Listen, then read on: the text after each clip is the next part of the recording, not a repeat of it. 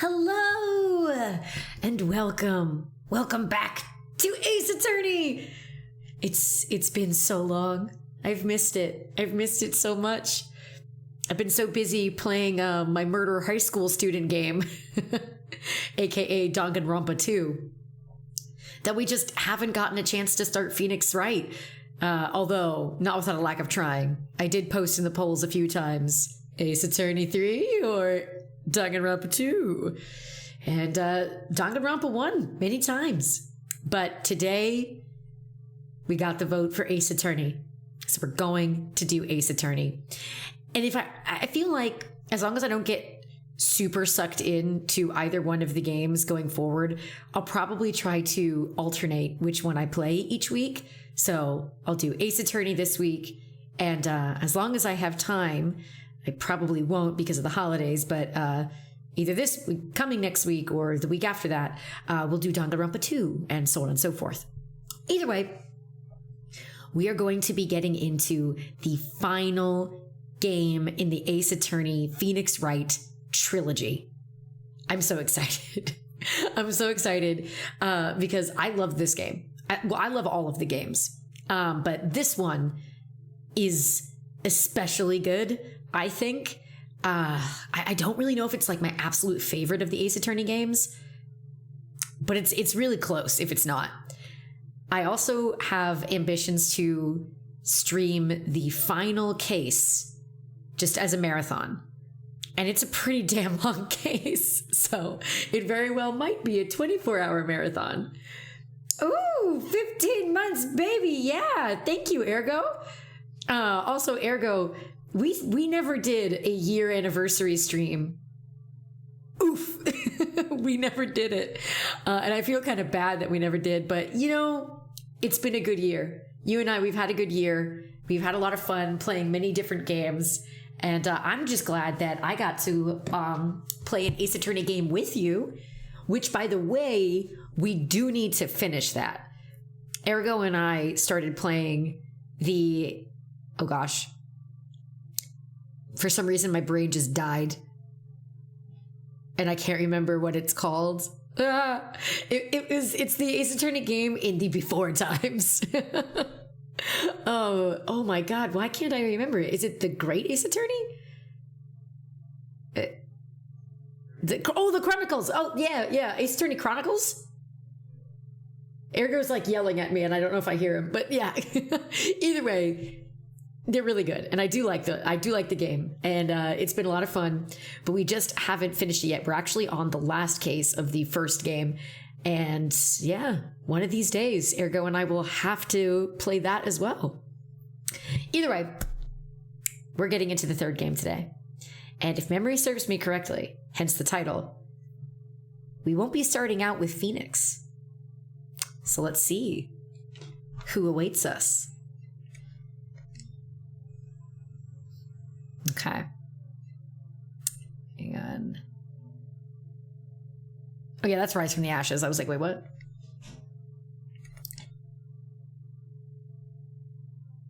Oh wait, hang on. I did the dang doodle thing again. Hang on. Hang on. Why do I have problems with this? Wait. Hang on. I don't know why, but for some reason I always have trouble loading the next game. Let's try that again, shall we? Press the A button. I'd love to. So I have to do new game? I think I do. There we go. That's what I did wrong. Trials and Tribulations. Yeah, we've done it all. We did Ace Attorney. We finished Justice for All. And here we are. Trials and Tribulations. Let's play. There she is, our girl, Mia Fey.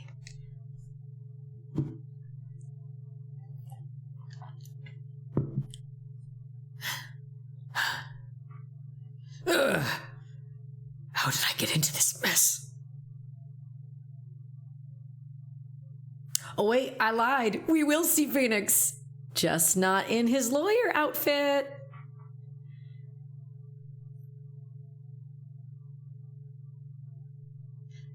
That girl. You shouldn't see her anymore. Hey, it's none of your business. I'm telling you for your sake. If you continue to see her, it's going to be bad news. You're lying. Just listen to me. There's something you need to know about that girl. Stop it! Don't talk about her like that!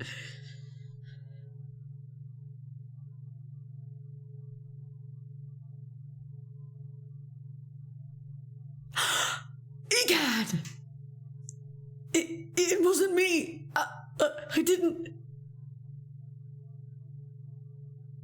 I didn't do it. Dun dun dun. Ah, shoot.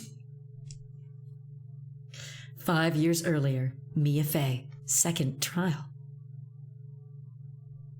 Phoenix looks like he's in some trouble.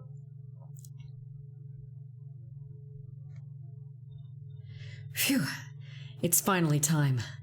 I'm kind of nervous. Okay. I was debating before the stream started what I was going to do, because usually my format for Grossberg is I try to replicate what Aaron did in Game Grumps when voicing him, where it's like this, like, or actually no, it was Dan, sorry. Dan's like stereotypical, like over the top, like Jewish kind of like voice. And I might do the same again, where I might try to switch it up a little bit because I do have a hard time staying in it. So we'll see. If I can keep it up, great. If not, we might just go for a more generic older man voice. Let's see what happens. Him! Oh, Mr. Grossberg, good morning. Ah, Mia, please calm yourself down. You're going to get yourself arrested for suspicious behavior, you know. What are you talking about? I'm relaxed, Mr. Grossberg. Look at me. I'm relaxed. Let go of my lapels. You obviously haven't gotten that temperament to be a lawyer. I'm so sorry. It's just that I'm so nervous today. No, that's right. This is your first time in the big leagues, isn't it? Well, never you fear, my dear. I'm Marvin Grossberg. I'm at your service. Actually, this is my second time in court. Still, you surprised me. What with your earnest request last night? Let me handle this case, you suddenly said, and quite forcefully, too. Aw, thank you for the follow, Mike Woods. Welcome. Welcome to the treasure hoard, my friend. You're not just a treasure because I'm a dragon, but, you know, because you are a treasured individual yourself. So thank you for joining. Much appreciated. What? You've already learned all the relevant facts? Well, about that. You see, I mean, of course I have, I think. Oh, dear. In any case, don't let our client see you're so nervous. You see the poor young man in the pink sweater over there? That's our client. I just realized I'm kind of doing more of my my gumshoe. Good morning, everyone. Good morning. Try to keep smiling, Mia. I just wanted to say, I'll give it all I've got. Yep, it'll be fine. No problem. You gross Phoenix, but thank you for wearing a mask. Much appreciated. Oh, what's wrong? Do you have a cold or something, Mr. Rye? Actually, it's Wright. Like the Flying Brothers. People screw it up all the time. And yeah, I have a cold. That's what the mask is for. My doc says this way. I won't give it to anyone else. Be kind to others, he says. Very well put, Phoenix. Thank you. Your doctor is right. Right, Mr. Wright. You have nothing to fear in court today. If you're truly innocent, I promise I will save you. Please, let go of my shirt. That's right. He's the one on trial, not you. He's the one who should be nervous. You need to stay strong for your client, Mia. My name is Mia Fey. I'm still pretty new at this lawyer thing. The first time I appeared in court was a year ago. But that trial traumatized me so badly, I never thought I'd set foot in another courtroom. It's been 1 year since then, and well, here I am again. But this time, I'm going to win. For my client and for myself.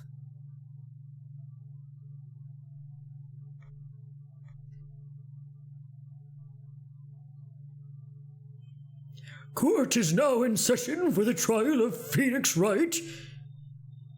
The defense is ready, Your Honor. Oh, and it's time for me to try to remember, because again, I got a lot of, I say inspiration, I was kind of trying to steal the voices from it because I liked them so much. The Game Grumps version, when they played through it, they gave Payne a really good voice. I loved how ridiculous it was. So hang on, let me take a sip of water and see if I can remember how Payne was. The prosecution is ready! No, it wasn't that bad. We'll figure it out. The prosecution is ready, Your Honor. The defense today is Ms. Mia Fey, was it? Yes, Your Honor. Is there a problem? Oh, and also, I just remembered. Mike Woods, if you are still here, just so that you know, you're technically entered into a raffle for a Your Character Here holiday thing that I have. So I'll put you into a raffle for it. If you end up being the winner, I'll show you what the art looks like. It's a Your Character art thing that I did. So just wanted to let you know, in case you were still in chat, that you will be entered into that raffle. I should probably put that in the description. Let me do that real quick.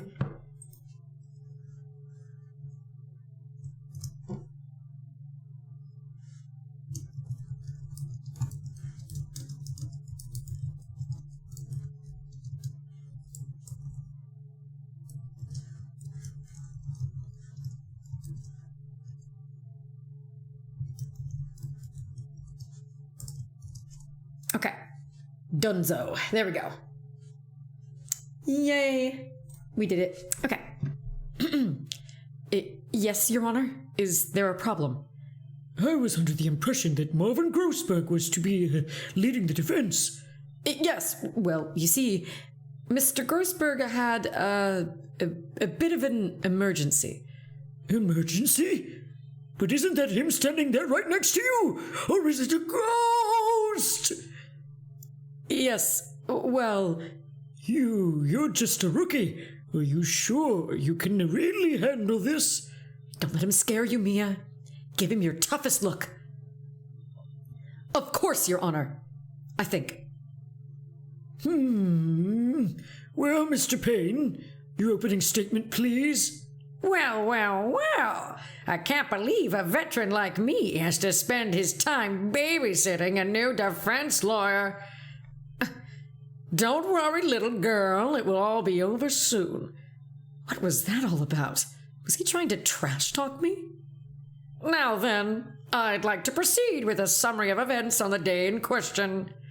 The incident occurred on the campus of Ivy University. The murder victim was a student named Doug Swallow. He was a fourth-year student studying pharmacology. Sounds like he was a very bright young man. Yes, well, next we have a photo taken at the scene of the crime. Students discovered the scene shortly after the murder. They found the victim's body and the defendant, who had obviously bungled his getaway. Then they called the police. Goodness, Payne. Good statement there. And hello, Nightshade. I have been well. How about yourself? And I don't know if you saw the chat description, but because you chatted in the chat, you will now be entered into the Your Character holiday art raffle that I've got going on. I posted it on Twitter, but no stress. If you do end up winning the raffle, I will of course send you what it looks like, and you can tell me if it's something that you would be interested in. And it's totally a freebie, so no stress there. Anyway, I also just remembered, it's always good to have a walkthrough. I know some people poo-poo that in these games, but I think having a walkthrough is really helpful, because that way it's, you don't just get stuck for a long time on something that's maybe really obvious and you're just overthinking. So yeah, let me pull that up really quickly. Trials and Tribulations. There we go. Is this the one? Yeah, I think that's the one I usually use. Okay. There we go. We are all set. Just in case.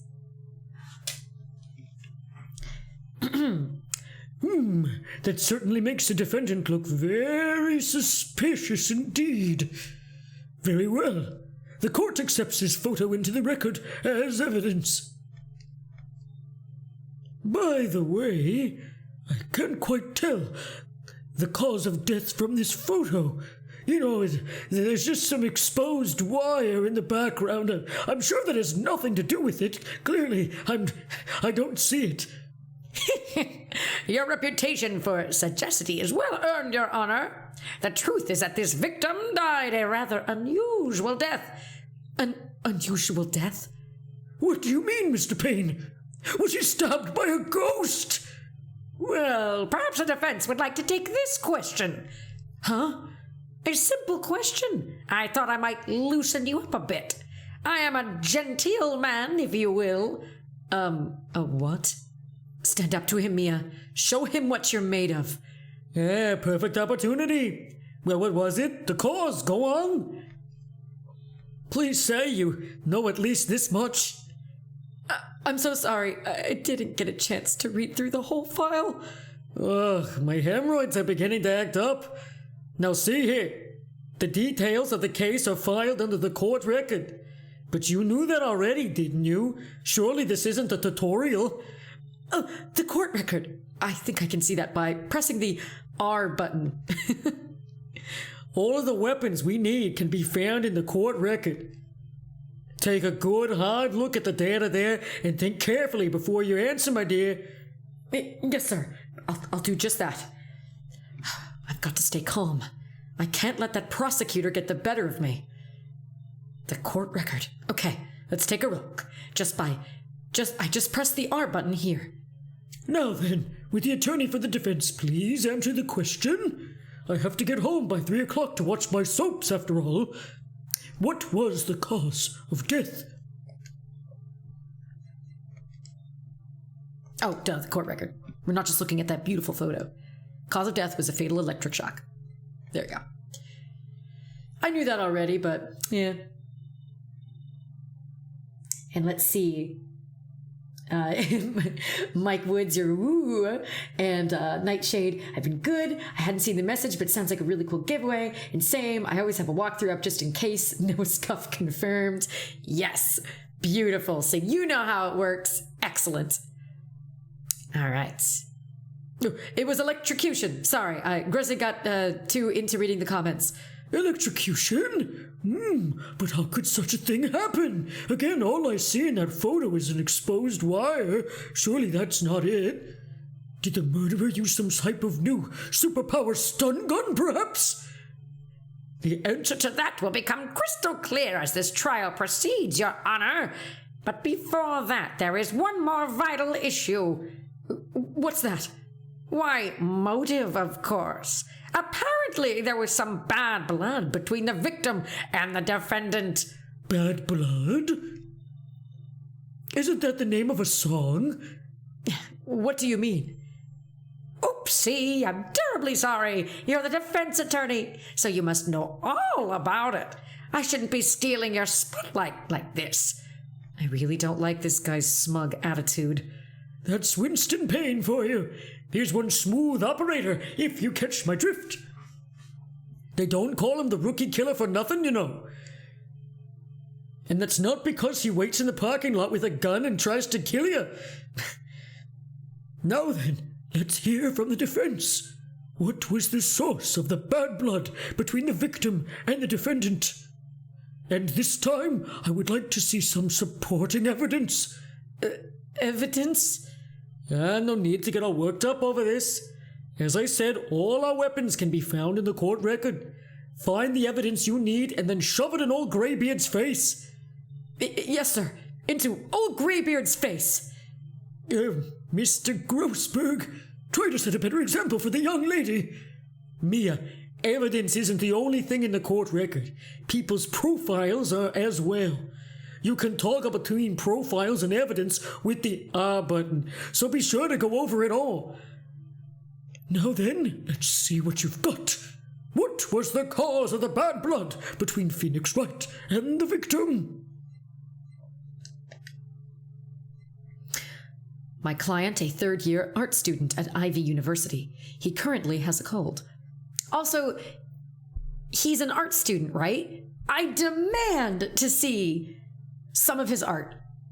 I don't think they've ever shown any images that Phoenix drew during his time as an art student, so I demand to see this. Come on, Capcom. Doug Swallow, the victim. He was a fourth-year pharmacology student at Ivy University. Phoenix Wright's girlfriend dated the victim Doug Swallow up until 8 months ago. Winston Payne, the prosecutor for this trial, a veteran lawyer with a little too much confidence. And I totally forgot Grossberg here, my superior and the head of Grossberg Law Offices. Well, I think her dating Doug Swallow is probably what they want. Right, young Feeney is so cute. I do love the pink sweater nightshade. I think it's adorable. The reason for the bad blood between the two of them was this woman here. Dahlia Hawthorne, is it? Very good, Miss Fay. You seem to have picked up on at least this much. This woman is the girlfriend of the defendant, Phoenix Wright.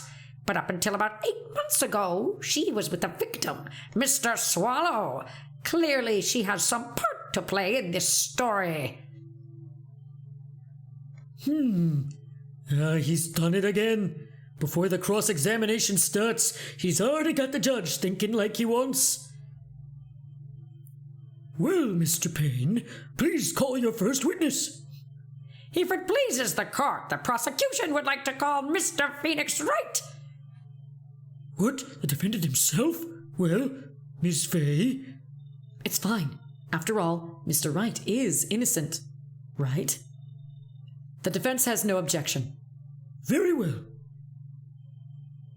The court calls Mr. Phoenix Wright to the witness stand. Him and his adorable pink sweater. Witness, please state your name and occupation. Yes. My name is Phoenix Wright. My job is, well, right now I guess I'm a suspect. No, he means, what did you do before you were arrested? Oh, I was a university student. Mr. Wright, you understand that you are suspected in the death of your fellow student, Doug Swallow. But I didn't do it. I'm innocent, I tell you. I was... Will the defendant please refrain from passing on his cold to the rest of us? It seems the witness has something he wants to say. Well then, Mr. Wright, please tell us about your relation to the victim, and try really hard not to perjure yourself. Right away, Your Honor.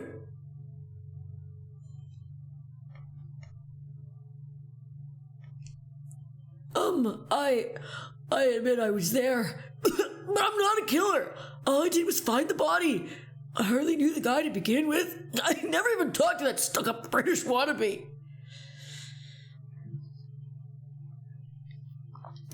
Man, doing Phoenix with a cold is harder than I thought. I'm gonna have to be taking some sips. I see. So you hardly knew the victim. Right, like I said, I'm not a killer. Phew, looks like the judge understands. You're being naive, you know. Too naive. Huh? It seems that you've forgotten one small thing, young lady. And that would be? This witness still has to undergo something called cross-examination. Cross-examination? He's right. And it's the defense's duty to carry out the cross-examination. And Mia, I know this is the tutorial, but you're a lawyer. You should have known what a cross-examination is. The purpose is to determine if a witness's testimony contains any contradictions. contradictions. If a witness is lying, their statement will conflict with the court record. Also, I just remembered that I initially did the over, hyped kind of stereotype Jewish voice that Dan Avidan did in the Game Grumps playthrough. But then, if I remember correctly, at some point I decided fuck it and I gave him a Western accent. He was like a Kentucky Fried Chicken kind of guy. Holy shit, I just remembered that. Oh well, we're gonna keep doing what we're gonna do. If his voice changes later, it's because I wanted to do it. But Mr. Wright is my client. Even if he is your client in court, all lies must be struck down. As a lawyer, that is your duty, you see. What does he mean by that? Is he saying that testimony just now, that there was a lie? A contradiction?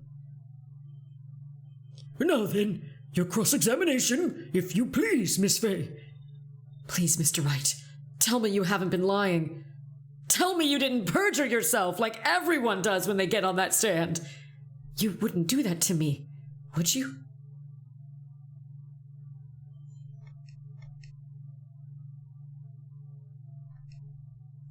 We do what we do in every Ace Attorney game. We press! Oh, wrong button. When you say there, you mean the place where the victim was murdered? Yeah, sort of. The place where something happened anyway. Something? You can't hide what happened. We have photographic evidence.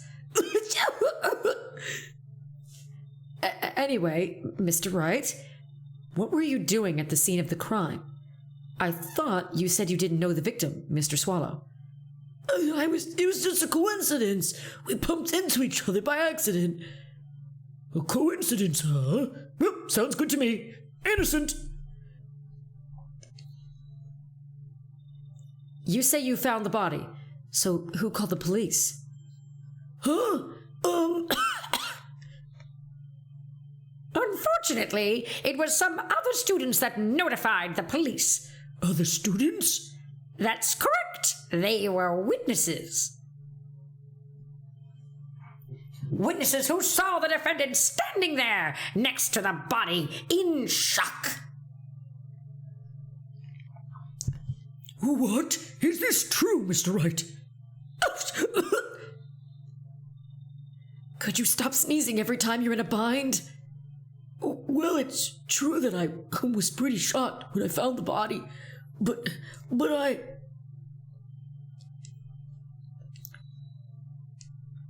So you didn't know his face, or even his name, right? Right. Well, no, that is, I mean... So which is it? Did you know him or not? Now see here, you can't avoid answering the question by sneezing all day. Well, I guess I did know his name. Aw, and thank you, Mike. Much appreciated. You enjoy the rest of your day, and I hope that you have a great one as well. Thank you. News to me? Why didn't he tell me that before? Enjoy your trip to the interwebs, Mike. May you find all the good content. I heard he used to date Dolly. Who is this Dolly person? Are we talking about Dolly Parton? The Dolly Parton? Yes, that would be the defendant's lover, Miss Dahlia Hawthorne. Oh, I see. Different Dolly. Young love. So bittersweet. But that's all I knew about him.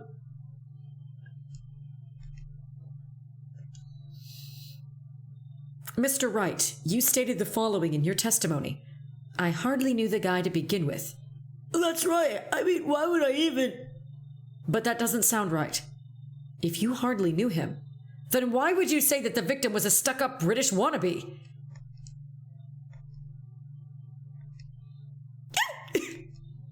Well, Mr. Wright? No, it wasn't me. I'm not a killer, I swear.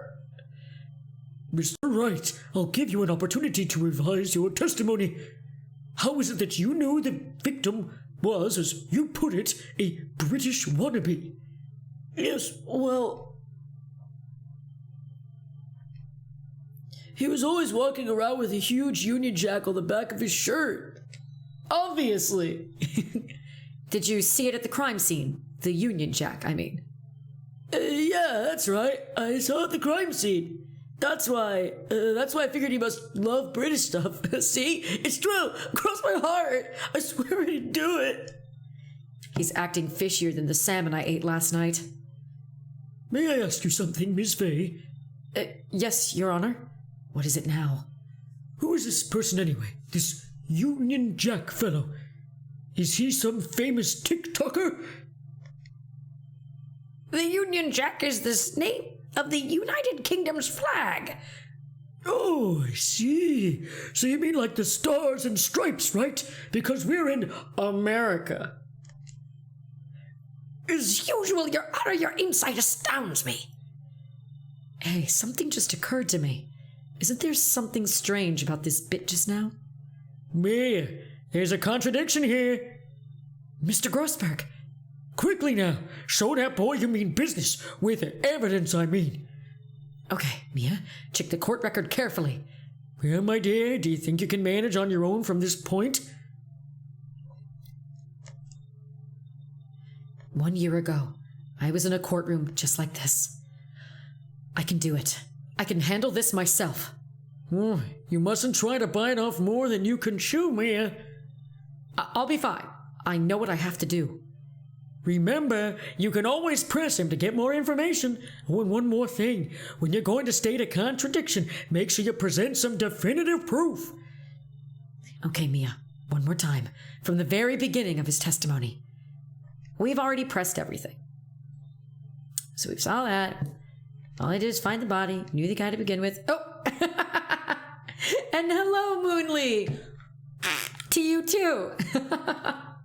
And also, I don't know if you saw the header for the video, for the stream, but since now you've entered into the chat, you've now also entered yourself into my Your Character Here holiday art freebie raffle. So yeah, I posted the art on Twitter, but no stress if later on, if you are the one who wins, I will send you, of course, what it looks like, and you tell me if that's something you're interested in, okay?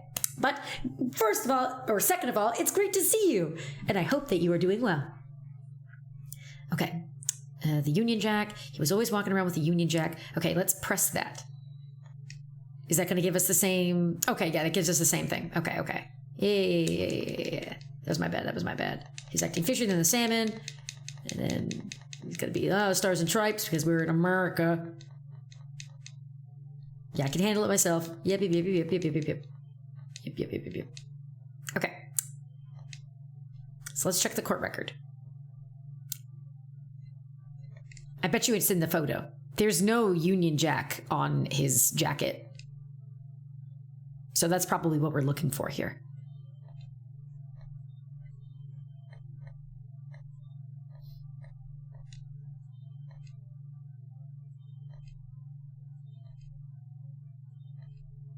Okay. So what we need to do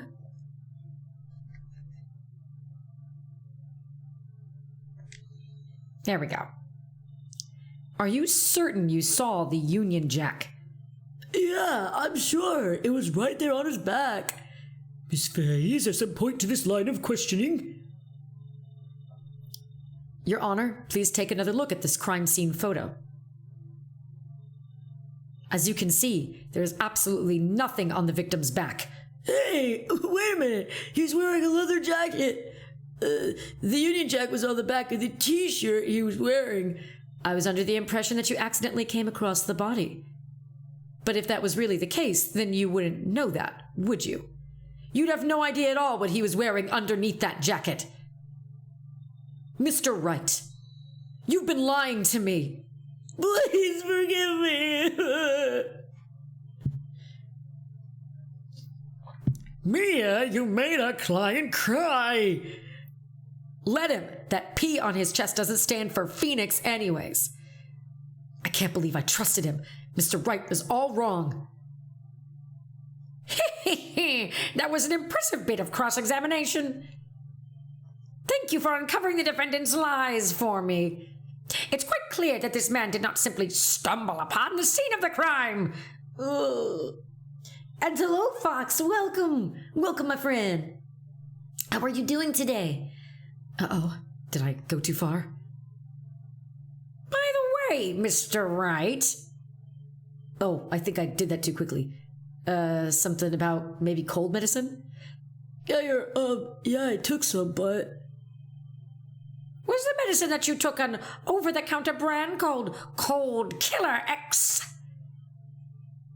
Yeah, that's right. It kills colds good. Wow, I love it.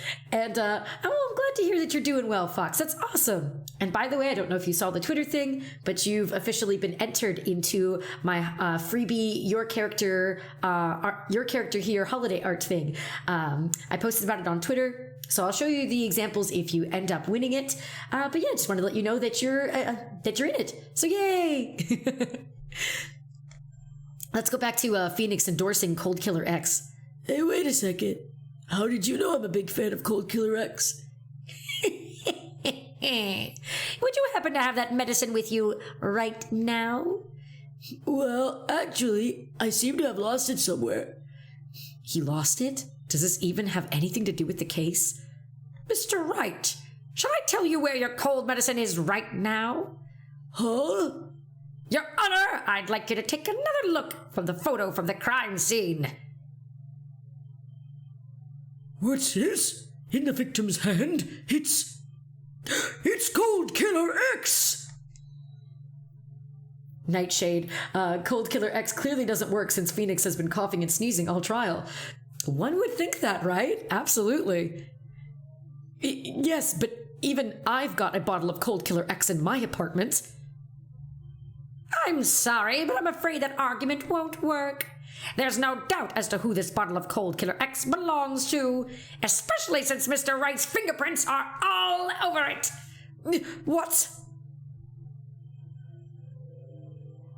Sensing his murderous intent, Mr. Swallow must have picked up the bottle of medicine dropped by Mr. Wright and hid it in his hand. His purpose in doing so can only have been to identify his killer as Phoenix Wright. Or, like maybe Phoenix actually handed him a bottle of Cold Killer X because he was like, hey, dude, you got a cold or something too? Probably not, though. Order in my court! Your Honor, I'd like to present this photo and bottle as evidence. Very well. The court will accept them into the record. Also, the victim's wristwatch was broken. Broken? Yes, it ceased functioning when a large wave of electricity passed through it. You know, the whole electrocution thing. Well, Mr. Wright, do you have some kind of explanation for all this? This is really bad. Oh, my buttocks, my poor hemorrhoids. All right, Phoenix, this time don't perjure yourself. The truth is, I went because he called me. He was in the pharmacology department, so we agreed to meet at 245 behind that building. We talked for a bit, and then at around 3, we split up. Then later, when I went back, I found him lying there. I'd been taking Cold Killer X for the last 2 or 3 days, but lost my bottle of it around lunchtime on the day of the accident. Mr. Wright, that's completely different from the testimony you gave previously. I'm sorry, Your Honor. I was afraid you wouldn't believe the truth. You'll forgive me if I say I hardly find your current testimony any more credible. Miss Fay, please begin your cross-examination. Oh, please, Mr. Wright, don't tell any more lies.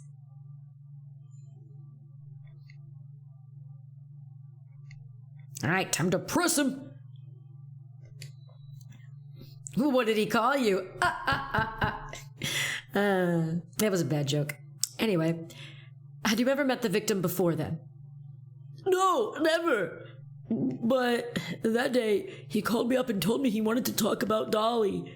And this Dolly person is... I've already forgotten. Wait, is it Dolly Parton? It's kind of embarrassing. She's my sweetheart. Oof. What was that for, Mia? Oh, I'm sorry. I just felt like slapping something all of a sudden. Dahlia Hawthorne was also the lover of the murder victim, Doug Swallow. Before she met Mr. Wright, that is. So it was one of those nasty love triangles. I see. Was it Mr. Swallow who indicated you should meet at 2:45? Yeah, and we were both there right on time. You said the victim was in the pharmacology department, correct? Yeah, he was studying how to manufacture and improve pharmaceuticals. Everyone called him the alchemist of IVU. Not the full metal alchemist, I see, huh? But an alchemist. Cool. I gotta admit, it was a little suspicious. He had a whole laboratory and everything. It was filled with chemicals and strange machines that run on high voltage electricity. Oh, how fascinating. He sounds like he was quite an ambitious young man. Sucks that he's dead. What do I do? Maybe I should ask him for some more details. All right. Let's do a quick little save.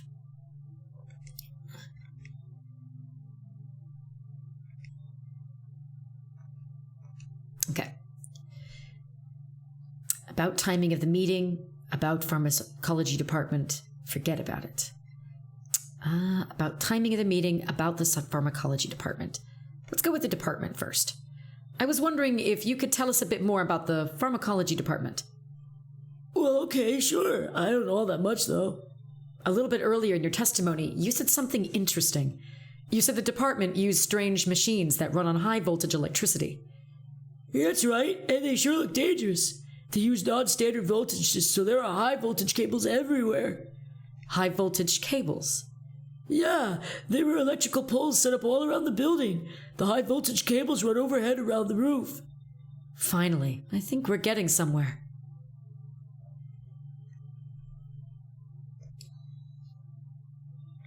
So, what was it you were talking about? You know, that maybe we should hang out again sometime. Hang out again sometime? I wish that were true.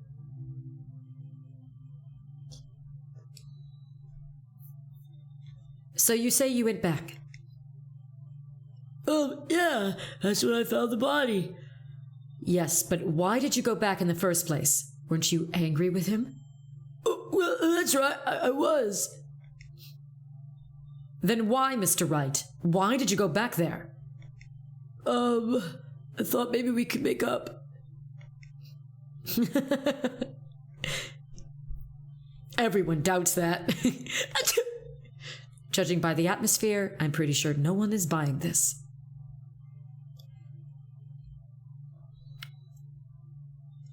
It's rather unusual to catch a cold this time of the year, isn't it? Yeah, I always get a little careless when the weather starts to warm up. I guess I shouldn't sleep with the window open this early in spring, huh? I suppose common sense is not always common. So, did anyone else know that you were taking cold medicine? Well, I always took one after meals, so I'm pretty sure all my friends knew about it.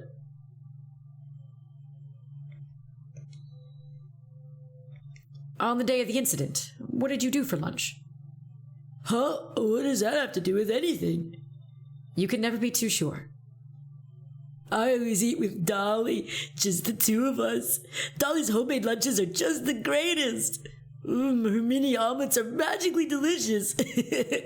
Yo! Why did you punch me in the jaw? Oh, I'm so sorry. I just felt like hurting someone all of a sudden. Yeah, your gooey lovingness is kind of disgusting, Mr. Phoenix Wright. Anyway, I think that's enough for now. So, the defendant and the victim met at approximately the time of his death, and then the defendant returned to the scene for some unknown reason. I'm not entirely convinced by his explanation about the medicine bottle either. Let me be frank here, Mr. Wright. Your testimony cannot be trusted. What do you mean? I knew it was too much for a little work for a little girl. However, there is one mystery that still remains. There is, Your Honor? How the murder was carried out, of course. Just how was the victim electrocuted? I don't believe the murder weapon has been produced yet, correct?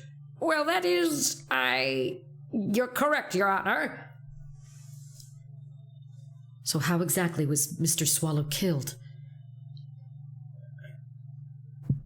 If I could somehow establish how it was done, maybe I could still come out of this mess smelling like a rose. I mean, I think we can. I know what the murder weapon is. Your Honor. Yes, Miss Fay? I believe that if we were to piece together everything we've heard up until now, we should be able to solve the mystery of how Mr. Swallow died. That would be most impressive. Quite the brash statement coming from a rookie. But even a beginner like you must understand the basic rules of the court, yes? An attorney must be able to substantiate their arguments with evidence. Of course, I know that. Actually, I'd totally forgotten about that. Now then, Miss Fay, let me see what you've got. Show me how you believe the victim was electrocuted.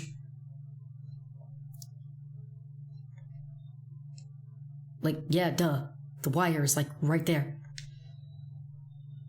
As for the cause of death, I'd say this picture captures it quite well. But there is nothing that even remotely resembles a murder weapon here. I don't see a gun or a knife or a spear or... what else could you use to kill someone?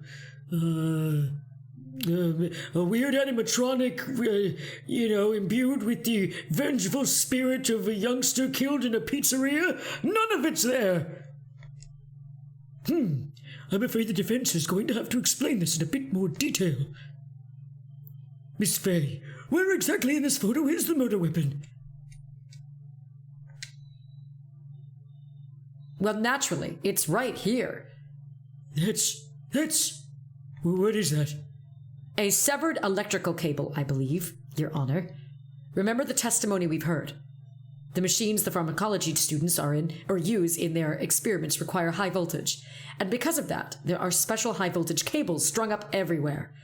So then, the high voltage cable... Yes, the high voltage cable is the cause of death. That is the most likely explanation. It certainly sounds plausible. Well, Mr. Payne, what do you have to say about this? Well, I believe some praise is in order. Don't toy with me, old man. Now, the victim's cause of death may indeed have been a high-voltage cable. However, I want you to think about what that really implies. The only one who had the opportunity to use the cable as a murder weapon was... the defendant!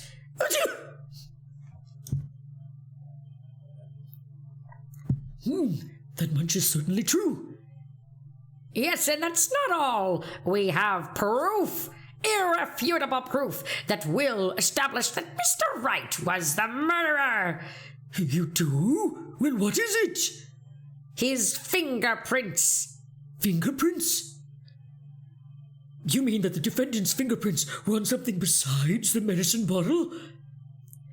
Let's take another look at the crime scene photo. As you can see, the victim is wearing a leather jacket. And as you may know, leather holds fingerprints quite well. You mean... Yes, it was quite clearly imprinted on the chest area of the victim's jacket. The palm print of the defendant's very own hand. What? I could only think of one way Mr. Wright could have left a print like that. Intent on murder, he squarely pushed the victim towards the severed electrical cable. Order! That's enough. I think we can conclude that there is no reason to continue with this cross-examination. Stick a fork in us, we're done. Mr. Grossberg. My hemorrhoids never lie. The show is over, Mia. I knew that boy was guilty the first time I saw him. No, you're wrong. Mr. Wright is innocent. No further evidence is required to convince me of this man's guilt. Your Honor. At this time, I'm prepared to render a verdict in this case. Do you have something further to add, Miss Fay? Is that what you want, Mr. Wright? You still haven't told us the truth, the whole truth, and nothing but the truth. If you don't say something now, the judge is going to hand down his verdict. But I can't. I just can't say it. If I told you what really happened, then I'd be... It's okay, Mr. Wright. I am your attorney. You can trust me. Miss Faye? Oh, look at him. No matter what it is you have to say, I believe in you, and I'll represent you to the very end. Oh, look at that face! I love it. We've already established the defendant's guilt. There's no further need for him to say anything. Wait a minute. Mr. Wright? I'll tell you what really happened. But I've already told you, Mr. Wright, there's no need for further. I did it. I admit it. I pushed him. It's my fault. My fault that Doug Swallow was dead.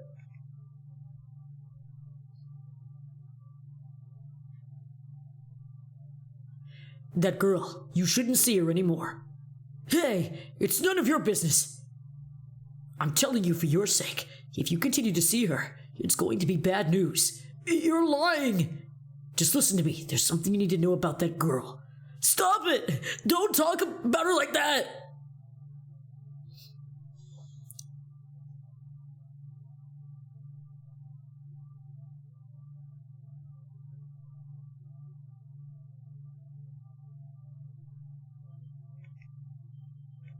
What you just said, was that the truth? Yes, I was afraid. Afraid that if I told the truth, everyone would think I was the murderer for sure. Well, as things currently stand, we're all absolutely convinced you are. Please give me one more chance to explain. This time I swear I'll tell the whole truth. It'll be okay. Won't it, Miss Faye? I believe in you. Thank you. I still can't believe it. He really did push the victim. It feels like my hemorrhoids are doing the Harlem Shake. Ew, that's so gross. Grossberg.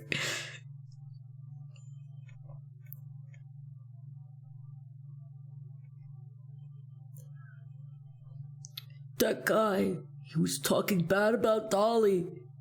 And Judge, no, not Dolly Parton. Dahlia Hawthorne, you keep forgetting. I lost my temper and gave him a shove. At that moment, I heard some kind of loud noise. A little while after I left, I started to get worried. So I went back, but he was just lying dead.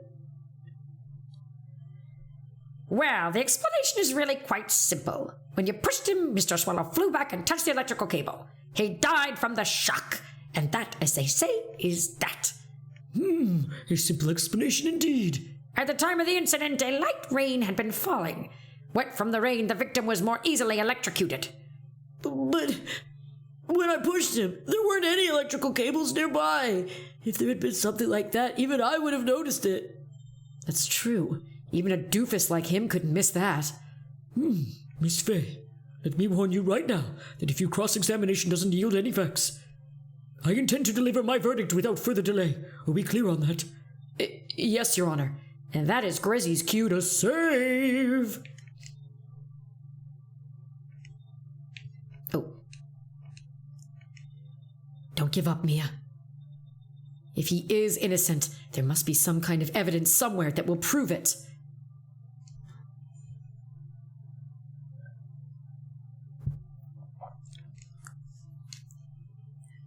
Okay. Oops, hang on. I forgot to do my thing. We gotta press. He's talking bad about Dolly. So, what kind of things did Mr. Swallow say to you? He said all sorts of terrible things about Dolly. He said that she was a bad girl. And I bet Payne is thinking, don't want to hear about that, actually. Is that all? Yep. Well, Miss Faye, you heard him yourself. Oh boy, you're not doing yourself any favors here, Mr. Wright. Please don't make this harder for me than it already is. Anyway, after he said that, I just gave him a shove. Can you tell me about what happened in a little more detail? That guy, he just said what he wanted to say to me. And then he put on the jacket he was holding and started to leave. That's when I lost my temper and flew into a furious frenzy. I just gave him a light, gentle shove to the chest. And when you did that, there was no severed cables anywhere to be seen. Right, there was nothing like that at all. But is it possible that you Merely overlooked it. Well, I guess it's possible. What are you doing? Don't let the guy steamroll over you like cheap asphalt. I believe what's important here is the moment the push occurred. Let's continue on with the testimony. Witness?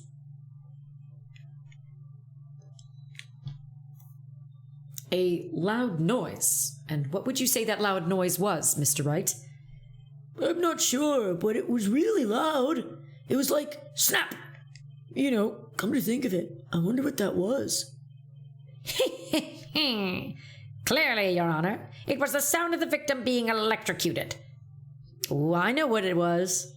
You're not qualified to decide that. What should I do? I'm treading on some dangerous ground here. Mr. Wright, that loud noise you heard, that may be extremely important. So try to remember what it was. How do I put it? It was like a sharp crack. Could it have been? Yes, could it have been? Hurry up and tell us. When I pushed him, he dropped the umbrella he was holding.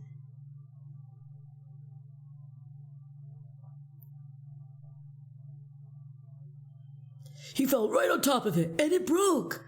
That was probably the noise I heard. An umbrella, huh? And did that umbrella belong to the victim? Yeah, it was plastic umbrella, cheap and frail, kind of like the owner. Wow, Phoenix, he's dead. Rude. Then again, I wish I had any kind of umbrella. I was totally soaked to the bone. Miss Faye, what do you think? Is there something important in that testimony just now? Of course it's important. This is it, Mia. The new information you've been waiting for. Of course it's important. No, this cheap umbrella is more than important. It's vital. I want to officially have it entered into the testimony. Put it in there so I can use it to present on one of these things. How perfectly fitting. Flimsy information for a flimsy lawyer.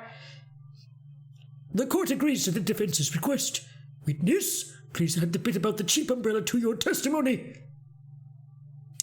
And Fox, you look like you're curious about something. Have you, do you already know what's happening? Or is this your first time seeing this? And if you do, no spoils. I know about it, but just trying to keep the chat spoil friendly, just in case. You haven't seen it? Okay. Well, we will all see it unfold then. He fell on top of his cheap umbrella. That was my bad. I should have read that. So, Mr. Swallow fell on top of his umbrella. And you are certain of this? Yeah, it was right under him. It was right there under him. Actually, if it hadn't been under him, I was planning on borrowing it for myself. The umbrella, you mean? Well, yeah. You see, I was wearing this sweater here. Dolly stayed up late for nights at a time knitting it for me. I didn't want the rain to dampen the handmade symbol on her love. Oof! My stomach is not to be used as your personal soccer ball, Mia! I'm so sorry. Continue on with your testimony, witness.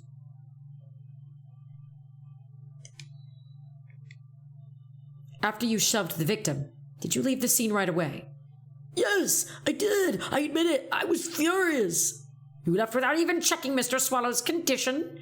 Well, yeah. But like I said, I got worried about him later. So I went back. At that time, did you see anyone else at the scene of the crime? Nope, nobody. Jeez, could that stupid cough possibly sound any phonier? In that case, it's very hard to believe someone else could have been the murderer. Unless we can find something that shows his innocence from the testimony, my dear. I'm afraid the judge will make his final decision with no remorse whatsoever. Yes, sir. Right now I need more info. Info that will help me turn up some contradictions. Okay. So the guy was talking bad about Dolly.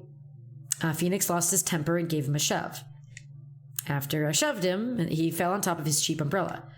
A while after I left, I started to get worried. Okay, hang on. Let's look at our evidence here. Found clutched in the victim's hand, covered in Wright's fingerprints. The victim's watch stopped at the time of death.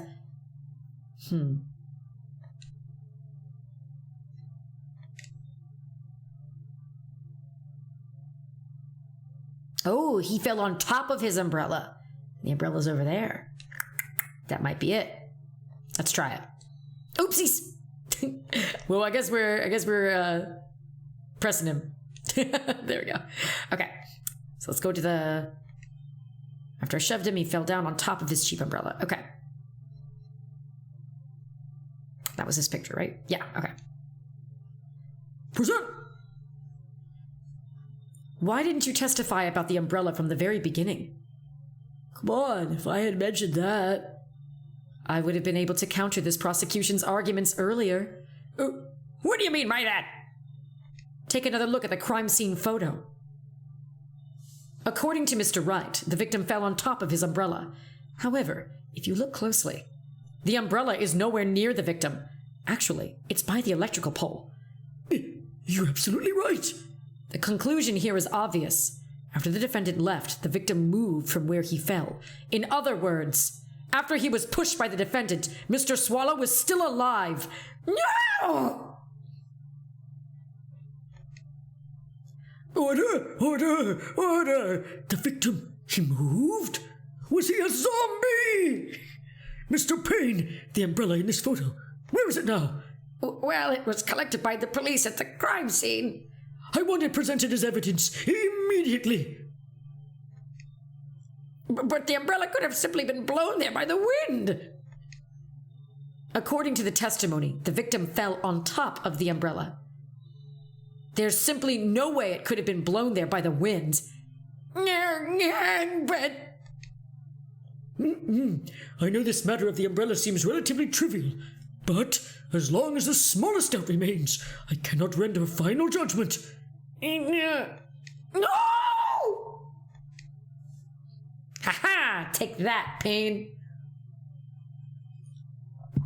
I must say, I still find it hard to believe that a huge hole has been blown in the prosecution's case by the defendant's testimony. Well done, Mia.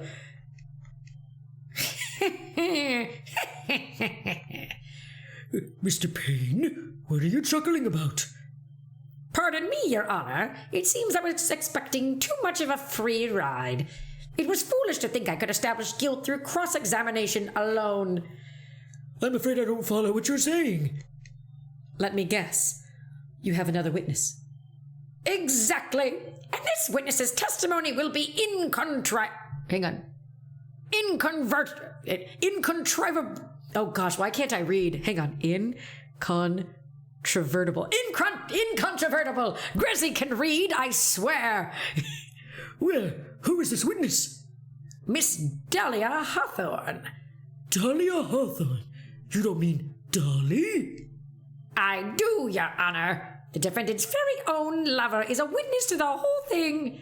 That's right. She was at the scene of the crime when the murder took place. What?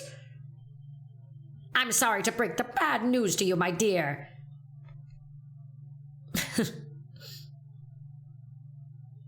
Bad news? You couldn't be more wrong. Actually, I've been waiting for this. You can't be serious. Mia, what do you mean by that? I think this is a good point for us to stop. Court will now enter a 20-minute recess. Afterwards, we will listen to the testimony of Miss Dahlia Hawthorne.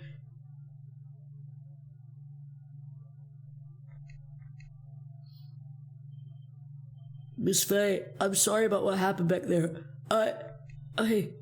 It's all right. At least you told us the truth in the end, Mr. Wright. Yeah. So I guess I could start to relax then, huh? Relax, my boy. You can't be serious after hiding such important facts. But the next witness is my Dolly, right? She'll save me. I just know she will. Why do you think that? Huh? What do you mean? She's the love of my life, that's why. The love of your life, huh? would you mind telling me more about you and Miss Dahlia Hawthorne? Aw, and Fox, you're so sweet. Thank you. That means a lot. I appreciate it. I love doing the amateur voice acting stuff. It's a lot of fun. Sure, no problem. Dolly and I, we first met about 8 months ago, right here in this very courtroom. See, here's me. I didn't have a cold then. Actually, I'm studying to be a lawyer on the side. Anyway. One day, she and I just bumped into each other in the reading room downstairs. That's why I really think it was fate that brought us together. As soon as I first set eyes on her, I knew she was the one for me. Oh, here, take a look at this. She gave this to me the day we met as a symbol of our love. She had been wearing it around her neck that day, but then she took it off. But before she gave it to me, she said, I want you to carry this. So she gave it to you as a present, I see. This darling little bottle is filled with memories of my darling little Dolly. It certainly is a little bottle. It certainly is a little bottle, all right. It makes me so happy. I show it to everyone I meet. I want to share my happiness with the whole world. Anyway, so after that, you and Miss Hawthorne started dating. Yeah, but she's so shy. Every time I see her, she always says the same thing to me. Please give it back now. What a strange girl, asking for a present back like that. By the way, Mr. Wright, the day you first met Dahlia Hawthorne, 8 months ago, it wouldn't have happened to have been on August 27th, would it? Huh? Yeah, it was. But how did you... This happened on August 27th right here in this courthouse. What's this? A newspaper clipping?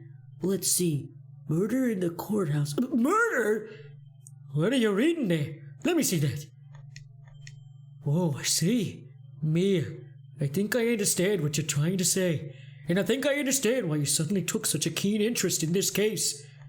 You believe there was some connection between these two cases. Am I right? Right as rain, Grossberg. I hope you don't mind, Mr. Grossberg. I need to finish this myself. Yes, but I'm afraid what you have will not be enough, my dear. I'll go and have a look in the downstairs reading room and see what else I can find. Thank you. I want to do whatever I can to be of help to you, Mia. Well, it looks like recess is about over. We'd better get moving. I guess so. That recess sure seemed longer than 20 minutes, though.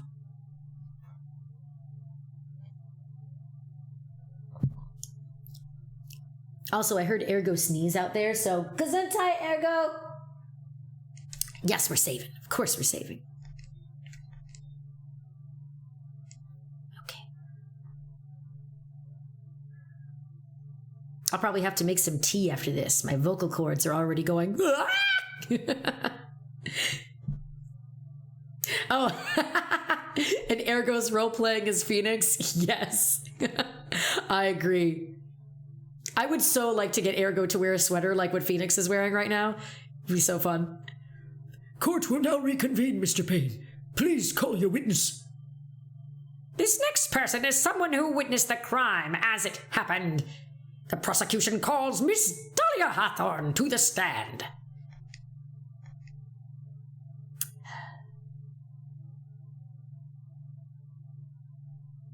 Well, she's not sus, right? Not at all. What's with this stiff silence? In my long career as a judge, I have been deceived by many witnesses. It's my job to doubt, to take no one at their word. But in your case, I must admit that you radiate a glow of complete sincerity. I can't believe he actually said that. Oh, now then, witness, could you please state your full name?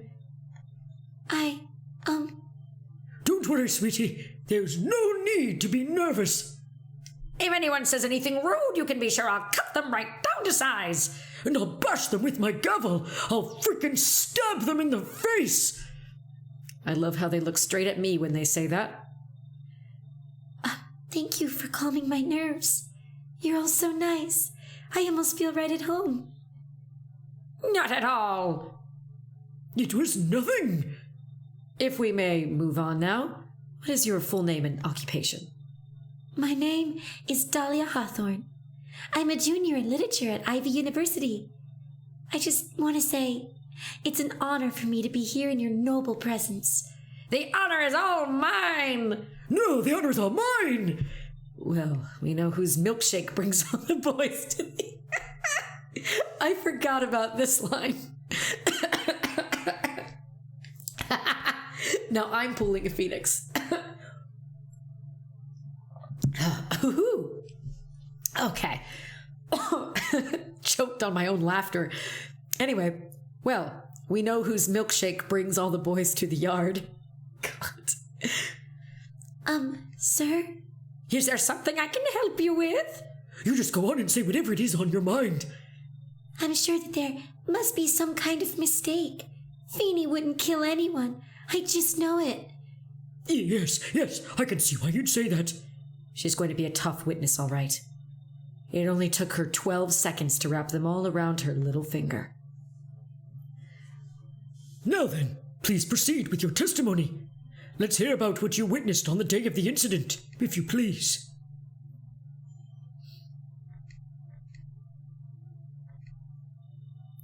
I had been planning to go back to Feeny's place after class was over. Feeny and Dougie, they were talking behind the building. Then, suddenly, Dougie got all wobbly and just collapsed.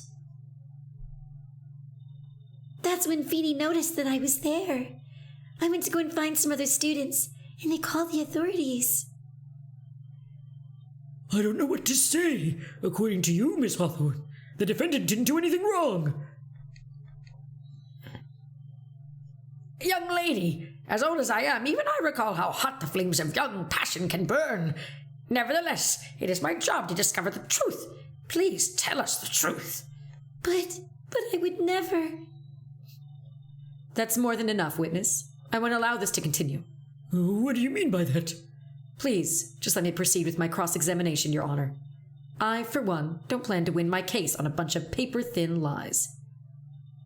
You haven't changed a bit, Mia Fey. What's this? So you two are acquainted? Yes, we've met before. Once. In any case, Miss Fey, the floor is all yours. It's good to see you again, Madam Fey. Madam? I'm no one's grandma yet, girlie.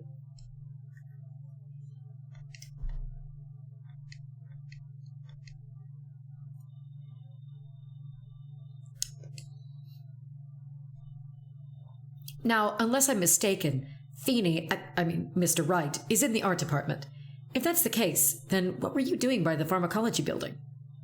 Well, I'm in the literature department. I'm studying Japanese senryu poetry. Oh, how wonderful! Isn't that humorous yet satirical style of haiku, yes? Nothing left to do. When a man reaches this age, sleep is his best friend. That's supposed to be poetry? Sounds more like a midlife crisis. For me to get to the art department, I have to walk through that back area. Ah, yes, I see. That makes sense. When I want to enter the courthouse, I always walk through the front doors. How else would you enter? Teleportation?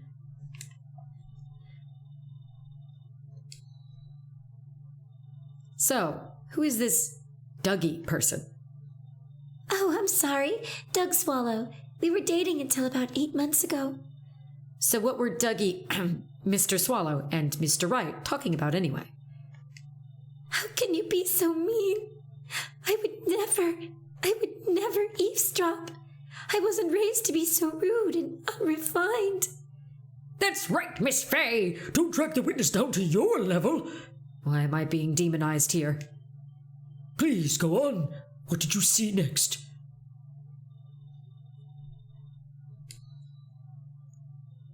Are you saying that the victim just collapsed on his own? Yes. In other words, the defendant never touched the victim. Is that right? I was watching the whole time. Feeny never did such a thing to Dougie. If I press her for no good reason, I just know the judge will get angry with me. So what should I do about her testimony just now? Gotta do a quick little save. Because, I mean, we know that she's lying. Because Phoenix admitted to pushing him. Feeble lies are not very becoming, Miss Hawthorne. So let's drop them, shall we? What? I would never. Miss Fay, I will not allow you to badger this witness. I believe the defense is engaging in a fishing expedition. That is, she has no supporting... Please don't glare at me like that. I'm just doing my job. Now then, Miss Hawthorne. The defendant's paw print was found on Mr. Swallow's leather jacket. It has already been shown that Mr. Wright did, in fact, push the victim. What? There's no need to try to cover for the defendant. It would be much better if you came out and told us the whole truth. There's nothing to worry about, young lady. Just tell us everything that you saw. Yes, Your Honor. I will. If you don't mind, I'd like to revise my testimony. Looks like we're finally getting somewhere. Actually, I didn't see the moment he pushed Dougie. You didn't see it? Well, I saw the moment when Dougie fell to the ground. And at that time, there was only the two of them at the scene. The defendant, Mr. Phoenix Wright, and the victim, Doug Swallow. Yes, that's right. It didn't look like they were fighting, and I didn't hear anything unusual either. So then, what did it look like, or what did it look like they were doing to you? I thought they were having a nice, friendly afternoon conversation. Oh, give me a break. That's why I really wasn't watching them all that closely. Did you notice anything out of the ordinary at all? No, nothing at all, Mr. Judge. Oh, I like the sound of that, Mr. Judge. Now then, please proceed with your testimony.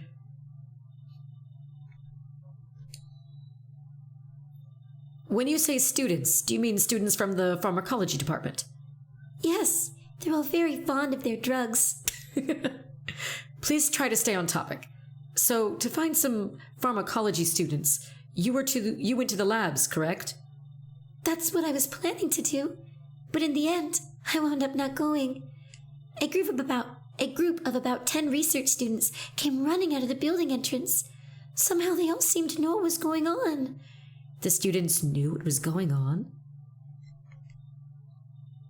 But how could the students have known what was going on? Well, I don't know for sure that they knew what had happened. It's just they all seemed kind of excited about something. It doesn't look like I'm going to get any more info about the students. So did the students call the police? Yes, I was so panicked. Yes. Well, anyone would have been, my dear. That girl, she's telling a super obvious lie, and she knows it. She's just pretending to protect Mr. Wright. Yes, that's got to be it. Way to go, Mia. Okay? That means I'm going to have to dig deep to find the contradiction on this one. Okay. What's our evidence again? What do we got? Here, let's see if we're about reading this. Murder in the courthouse? Very little information is being disclosed at this time, since the victim of yesterday's incident in the district courthouse cafeteria is said to have been a lawyer. However, police are questioning the 19-year-old female college student who is sitting with the victim. Ooh, sus. A small bottle necklace given to Wright on the day they met. He shows it to everyone. The victim fell on top of his umbrella. Owned by the victim, found broken near the electrical pole. Found clutched in the victim's hand, covered in Wright's fingerprints. The victim's watch stopped at the time of death. Crime took place at the IVU building. Date and time, cause of death, at 3 p.m. Cause of death was a fatal shock.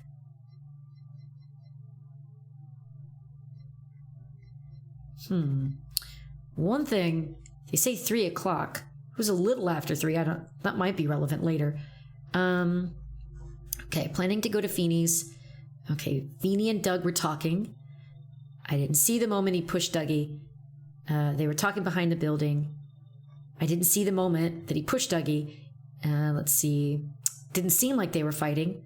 I went to go and find some other students and they called the authorities. Well, I know that with the electrical cable being broken, they would be coming out because there was something wrong with the power. But I don't know if I can present that yet. That might be a future thing.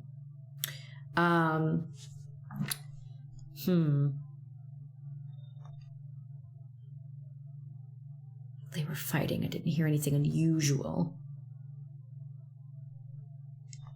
I didn't see it. Talking behind the building. I feel like it's probably going to have something to do.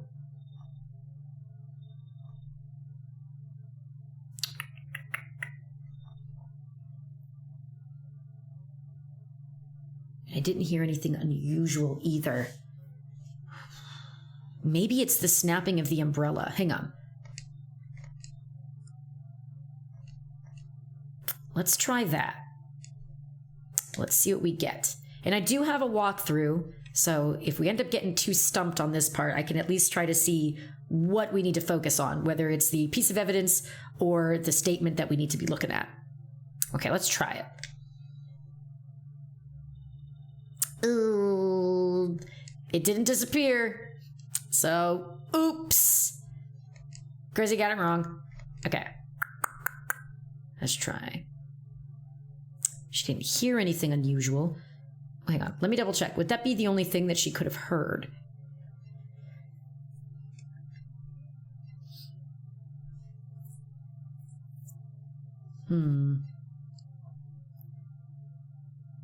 Oh, it's probably this. I just presented the wrong thing.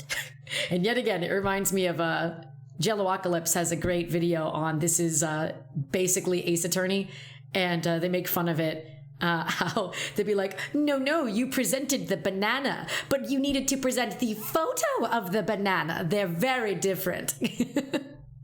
All right, so let's see if it's that. There we go. We had the right idea. We just had the wrong one. And Foxy blamed the butterflies. Yes, the butterflies did it. They're the murderers. You say you didn't hear anything unusual. Is that correct? Yes, that's why I was very relaxed looking at the scenery around me. That's nice, but I find that just a little odd. I have here the testimony of your boyfriend, Mr. Phoenix Wright, and he clearly testified to the effect that when he pushed the victim, he heard a sharp, loud noise. He said that? If you were really that close to the two of them, why didn't you hear that noise as well? Well, maybe the noise just wasn't all that memorable. But according to Mr. Wright's testimony, it was a sharp noise like a snap.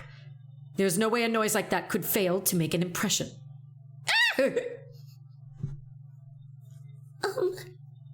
May I have a moment to answer? By all means. I know the reason why I didn't hear the noise. You see, the truth is, I had my headphones on, and I was listening to music at the time. Headphones? You mean that both of your ears were covered? The rain was just beginning to let up, but it seemed as though Thor wasn't ready for his fun to come to an end yet. So the sky continued to flash and rumble. Thunder and lightning, huh? Yes, I'm afraid of the sound of thunder, so I put my headphones on to block it out. Well, Your Honor, as you can see, there weren't any contradictions in her testimony at all. Wait a sec, Mia. The testimony just now. She said something that could totally change this whole case. Is it that? Hang on. I feel like it is that.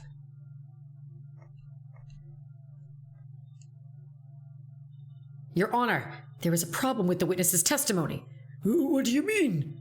Didn't you notice? She said there was lightning, correct? Yes, what about it? Well, lightning is actually a large discharge of electricity in the atmosphere. Am I right? Now's not the time for a science lesson, Miss Fay. Who do you think you are, Miss Frizzle? Yes, Your Honor. I do think I'm Miss Frizzle. Sometimes. Anyway, since the cause of death was electrocution, Isn't it possible that the victim died from being hit by a bolt of lightning? I must admit, the thought had not occurred to me. Just what kind of thoughts do occur to this guy anyway? This entire case is built on the premise that Mr. Doug Swallow was murdered. But that very premise itself is mistaken. The defense believes that Mr. Swallow was, in fact, the victim of a stray bolt. It appears the defense may be onto something. Could it be that the death was actually accidental? All right, you did it, Mia. I'll be taking that not guilty now.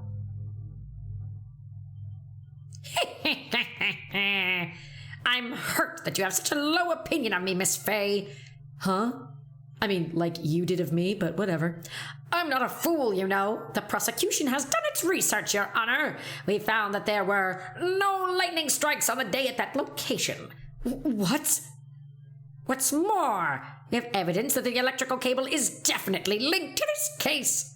Evidence, Mr. Payne? Well, what is this evidence? Share with the class already. This affidavit. And who is this affidavit from? The pharmacology students who were conducting experiments in the labs that day. Allow me to read out to the court the testimony of the pharmacology students. All equipment in the labs lost power all of a sudden at around 3 p.m. that day. Was it a blackout? All of the lab's equipment runs on high voltage, Your Honor. So you're saying the equipment lost power because... Precisely. They lost power because of the severed electrical cable. I almost said table. Table! The power outage occurred at approximately 3 p.m. Which fits with the time of death listed in the autopsy report. Exactly. In other words, the victim died as a result of touching the severed electrical cable. According to the students, the cables were very old. They were planning on having them replaced in the near future. I see. Apparently, the cables had become so brittle that even the smallest bump would have caused them to break. That's pretty bad, actually. Yeah. I mean, if when Phoenix pushed him, if he did hit the electrical wire, I would actually blame the university and not Phoenix. But that's just me. However, there was one thing that troubles me. If the cable could have been broken by any small bump, then it wouldn't have snapped if it hadn't been bumped into. Correct? Right, Fox? Lawsuit! Lawsuit! Oh, well, I suppose you could say that. Miss Fay, do you have any thoughts regarding the cause of the severed cable? Your Honor? I don't like how this is looking one bit. I have to come up with something to try to regain some momentum. If it pleases the court, the defense would like to state its opinion. Well then, let's hear it. Who or what was it that caused the cable to break? Jeez. Well, I mean, Phoenix did push him.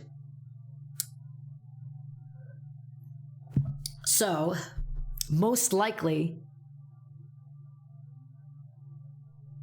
wait. Okay, so if this isn't a moment of us having to go, oh, well, Phoenix, and then we turn it around later, it might be the umbrella, maybe, if I remember correctly. Because for context, I have played this game before. This is not my first time playing this game. Actually, hang on. Did I state that it was my first time playing it when I did it before? No, I didn't. Okay, good. But yeah, so I've played this before. It's just remembering all the little bits and pieces. 'Cause it's been a while. It's been like 2 years, I think, actually, since I played it. But yeah, I think it might be the umbrella because the umbrella snapped. But if we're going with what Phoenix said, he landed on the umbrella. So that might not have done it. So who or what caused the cable to break? So, well, we're probably not going to have to... okay, so if it is going to come back to Phoenix, it would be Doug, because if Doug hit the cable and the cable snapped, then Doug would have been the cause of the electrical wire breaking, but the one who pushed him was Phoenix. Let's look at our evidence real quick here. I know it will become relevant though, because I was mentioning the stopwatch. The power went out at 3, and it's clearly a little past 3 on the watch, so I'm sure that's going to come in handy later when we're talking about that. Owned by the victim, found broken near an electrical pole. Okay, so this says found near an electrical pole, so we can probably use this. We're going to use this in some manner, I'm sure, so let's give it a try. Yeah, there you go, the music stopped, you know we got it.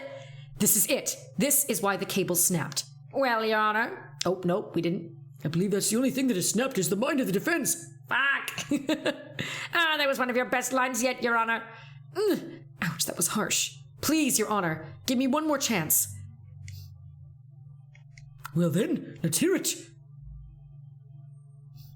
Damn it.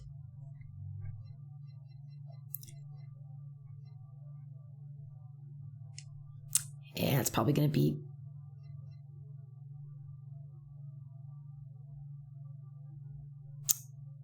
I'm assuming so. Wait. Oh, nope, nope, nope. Well, at least they don't penalize me for getting it wrong. All right. Do I have to say it's Phoenix? I think I'm going to have to. Your Honor, please think back to Mr. Wright's testimony. Yeah, okay. I wasn't sure if we had to use that guy's testimony or this, but okay. The defendant's testimony? He said that after he pushed the victim, he heard a loud, sharp noise. Now, this happened at around 3 p.m., correct? Yes, that sounds right. Wait, are you saying that... The lab equipment lost power at 2:55 p.m., which fits right in Mr. Wright's timeline. In other words, it was Mr. Wright's shove that caused the power outage. Yes, the prosecution also came to that same conclusion. And it was that very shove that caused Mr. Swallow to be electrocuted. I'm afraid I can't agree with you there, Mr. Payne. What's that supposed to mean? Take a good look at where the victim landed after being shoved. See the umbrella? It's by the electrical pole. That's right. The victim banged into that pole as a result of being pushed. It was that impact that caused the cable to break. Well, that makes sense. And then the victim was electrocuted. I'm sorry, Your Honor, but no, it doesn't make sense at all.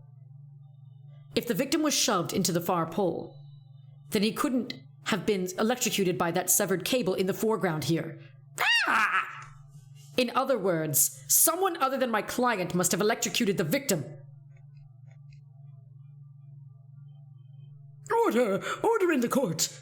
Ah, the lamentations of my enemy. How I've longed to hear them. It's true. The defense is absolutely correct. There doesn't seem to be any way the defendant could have... Mr. Judge, sir, may I say something? The Madam Attorney's explanation. She said some things that are a little different than I remember them. What the... Dahlia, interesting that you say that. I thought you cared about Phoenix. Not me sipping some not tea over here. It's water, actually, but I'm doing the Kermit thing. Please, just one more. May I please testify one more time? Please, Mr. Judge. Of course, it's all right. Just go right ahead and give your new testimony. Lie as many times as you want, I don't care. Right, Fox, that good old Kermit meme. Dahlia cares about Phoenix. That's none of my business. This is it. She's finally starting to show her true colors.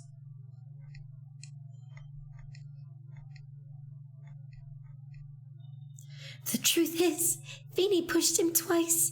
The first time was into the electrical pole. That's when the cable broke. Then Dougie tried his best to run away from him, but Feeny caught up and crashed into him from behind. The cable snapping and Dougie being electrocuted, it all occurred in less than a minute. So after being shoved, the victim got up and tried to run away? And that is when the defendant pushed him from the second time. I'm so sorry, Feeny, but I just have to tell the truth. Am I doing the right thing? Am I, Mr. Judge? Of course you are, my dear. As painful it may seem, you are.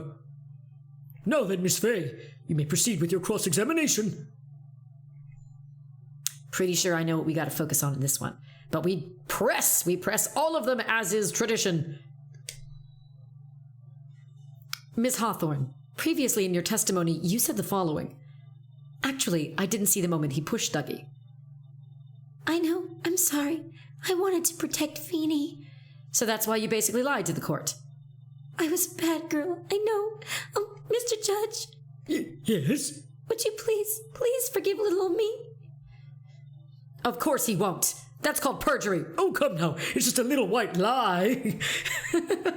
Also, might I add, Phoenix did do a perjury as well. But for her, she can perjure all she wants. I don't care. Nightside. Dahlia has lied so many times in court, poor Phoenix needs a better girlfriend. Right? Well, forget it this time. But please be more careful from now on, all right? Oh, thank you so much, Mr. Judge. Not at all. Ho, ho, ho. The judge had better be more careful himself. A dark alley is friendlier than that girl.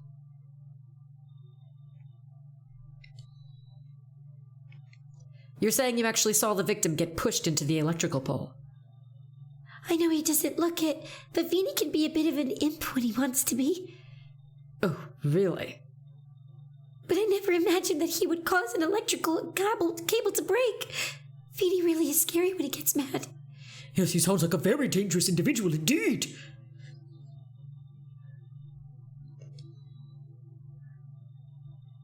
So let me get this straight.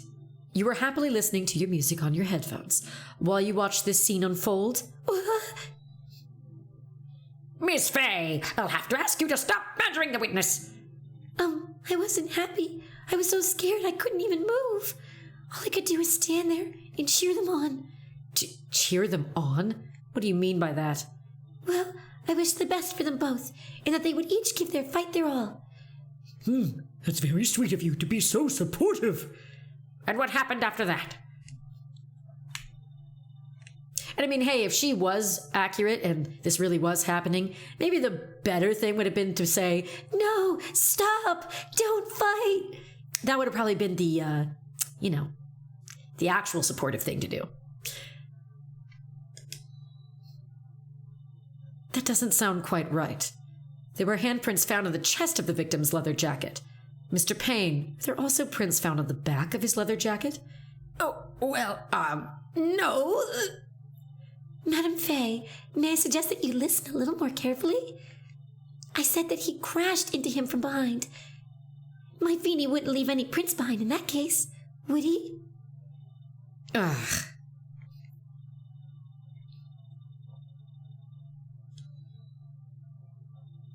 Did you actually witness the moment the victim was electrocuted? I'm sorry. I didn't actually see it. I turned my eyes away. That's understandable. Yes, indeed. It would have been a horrific sight for anyone to behold. If I don't figure out the contradiction here, it's all over. She didn't have much time to come up with her lie, so this is my best chance. There must be a hole in her testimony somewhere. Think, Mia. Okay. See, I was initially thinking about the whole print on the leather jacket, but she said crashed into instead, so we won't be able to use that one like I anticipated. Okay, so Phoenix apparently pushed him twice. First time it was into the pole, and that's when the cable broke. He tried to run away. Phoenix got up to him and crashed into him from behind. The cable snapped, and Dougie being electrocuted. It all happened in less than a minute. Ooh, okay. I think I have an idea of what they might be looking for here. So, with the evidence... See, I know this is going to come up sometime. I do think it's relevant in this case.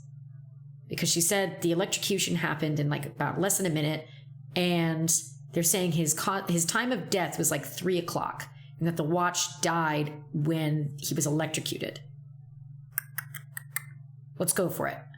I think this is what we need to do. Yeah! Health bar went away. You know we got it then. That's enough, witness. I'm afraid I don't understand. You will in a minute. Could you please take a look at this picture?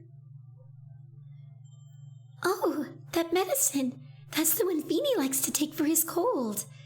It's not the medicine I want you to take a look at. It's the wristwatch. It stopped at the precise time the victim was electrocuted. In other words, 3:05 p.m. Yes, and your point is, Miss Fay?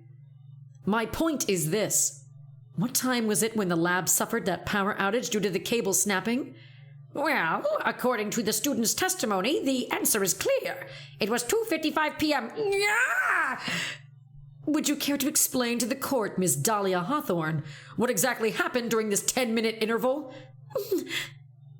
The defense proposes that it was during this interval that the real murder killed Mr. Doug Swallow. Because, Phoenix said he pushed him and walked away and then came back. This is nonsense! The real murderer? Even you can't deny that the time between the cable breaking and the electrocution are completely unaccounted for. Then who is it? Who else are you saying could have done it? Fox, it was the Hamburglar! There's only one person who could have murdered Mr. Swallow, only after my client had left the scene. Was there a window of opportunity for the real killer? Miss Fay? Is the defense ready to indict someone as the real killer? It's finally time. This is the moment I've been waiting for. Yes, Your Honor, we are ready. Very well, but remember, if you accuse the wrong person, you will be penalized. Think very carefully before you speak, Miss Fay. Now then, Miss Fay, let's have at it. Who is the real killer? Grossberg! It could only have been you, Dahlia Hawthorne. The defense is grasping at straws! 10 minutes passed between the time the cable broke and the time of the electrocution. What exactly were you doing that whole time, Ms. Hawthorne? Were you really listening to some music while cheering them both on as they fought? I find it hard to believe that you didn't lift a finger to stop the men dearest to you. Order, Miss Fay. I mean, why? That is to say... Miss Hawthorne, I believe you did witness the two men fighting on that day. However, after Mr. Phoenix Wright pushed the victim and subsequently left the scene, it was you who pushed Mr. Swallow to his death by your very own hands. Butterflies, protect me. How can you say something so mean? Madame Fay, I didn't do anything. Miss Fay, this is a very serious charge you are... Phoenix. Your Honor, please, I have something I want to say. You? What is it? Please, please strike everything defense said just out for the record. What are you, daft? You're totally wrong, Miss Fay. Dolly, she couldn't do something like that. Mr. Wright, get back in your seat. Bailiff, grab that man. Leave my Dolly alone.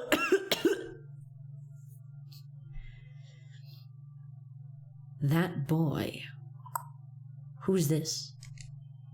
Oh, it's Grossberg. He's gotten himself way over his head. Oh, Mr. Grossberg, you're back. It seems I've arrived just in the nick of time. Wow, I made him Irish there for a second. I found the police report on the incident in the newspaper clipping. Thanks, Grossberg. Thank you so much. This is exactly what I was hoping for. You'd better take a good look at it. It, details how you came to lose your boyfriend. Now then, the defense has made a very serious accusation. Mr. Payne, what do you have to say about this? Well, really, Your Honor, May I interrupt you for just a moment, Mr. Prosecutor?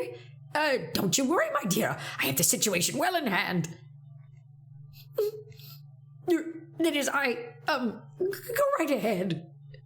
Madame Fay, are you seriously accusing me of killing my sweet Dougie? Yes, I am. Not only am I saying you murdered Doug Swallow, but you also tried to pin this whole thing on your current lover, Phoenix Wright. I told you that you should let me handle this. Sorry, please go ahead. How can you say that? I'm absolutely devoted to my dear Feeny. The notion that I would try to frame him is ludicrous. This is all just too much for my poor little heart to bear. I believe the girl is trying to ask what on earth her motive would be. The answer to that lies somewhere in this police report. It must. 8 months ago, an incident occurred in the basement cafeteria of this building. And then, that same day, the two of them accidentally meet.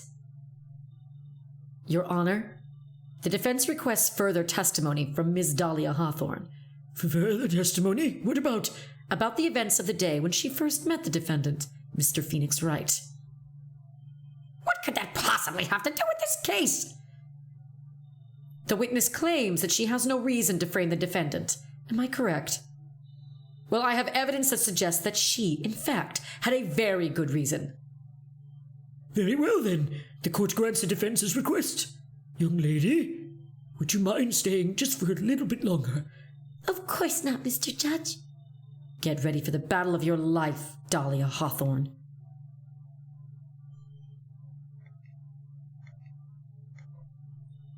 I first met my darling Feeny 8 months ago. It was like we were destined to meet in this very courthouse basement reading room. The moment our eyes met, my heart skipped a beat. We've been going out ever since that fateful day. We're so lovey-wovey we literally make people sick. It's just jealousy, I think. Mr. Wright, do that again and you'll be held in contempt of court. Wait, did I miss something? Was that Phoenix reading it, actually? Instead of Dahlia? I didn't. If he was, I totally missed that. And now we enter the final act of our little drama. As we used to say in the days of my youth, go get her.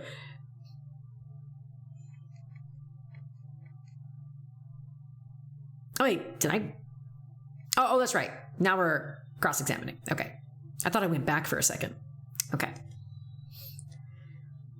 So, until that time, you had been dating Doug Swallow?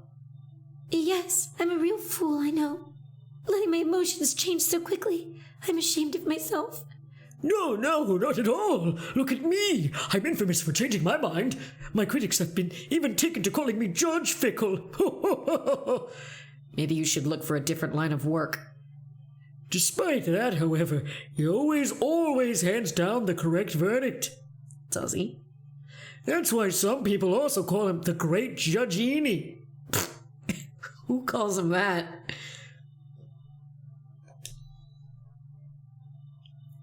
The courthouse reading room. That's a strange place to meet the love of your life. That's not true, Madame Faye. After all, Feeny was not only an art student, but he was also planning on becoming a lawyer. I'm not talking about him. I'm talking about you, Miss Hawthorne. What was a literature student like you doing in a courthouse reading room? This line of questioning is a waste of time. It has nothing to do with a murder case. Miss Faye, I'm warning you, if this has nothing to do with Mr. Swallow's case. I have to remember the judge is on Dahlia's side. I'd better tread carefully.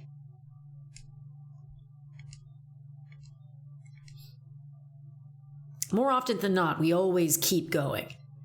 But just in case. Your Honor, if you'll allow me some latitude, I think I can establish relevance. Please, ask her to continue on with her testimony. Very well, young lady. I've got a simple question for you. What were you doing downstairs in the courthouse reading room? If it pleases your honor, the answer is simply this. I had come to this courthouse to do some research for a paper I was writing. All right. And then our eyes met, heart skipped a beat. So what was it about Mr. Wright that made your heart malfunction like that? In my personal opinion, he just looks like a typical snotty-nosed college brat. Perhaps to a woman your age, but to me, Feeny is handsome. Perhaps to you, Miss Hawthorne. Wow, Mia. Phoenix is straight uggo to her. All right, but to the rest of the planet, he's a dime a dozen.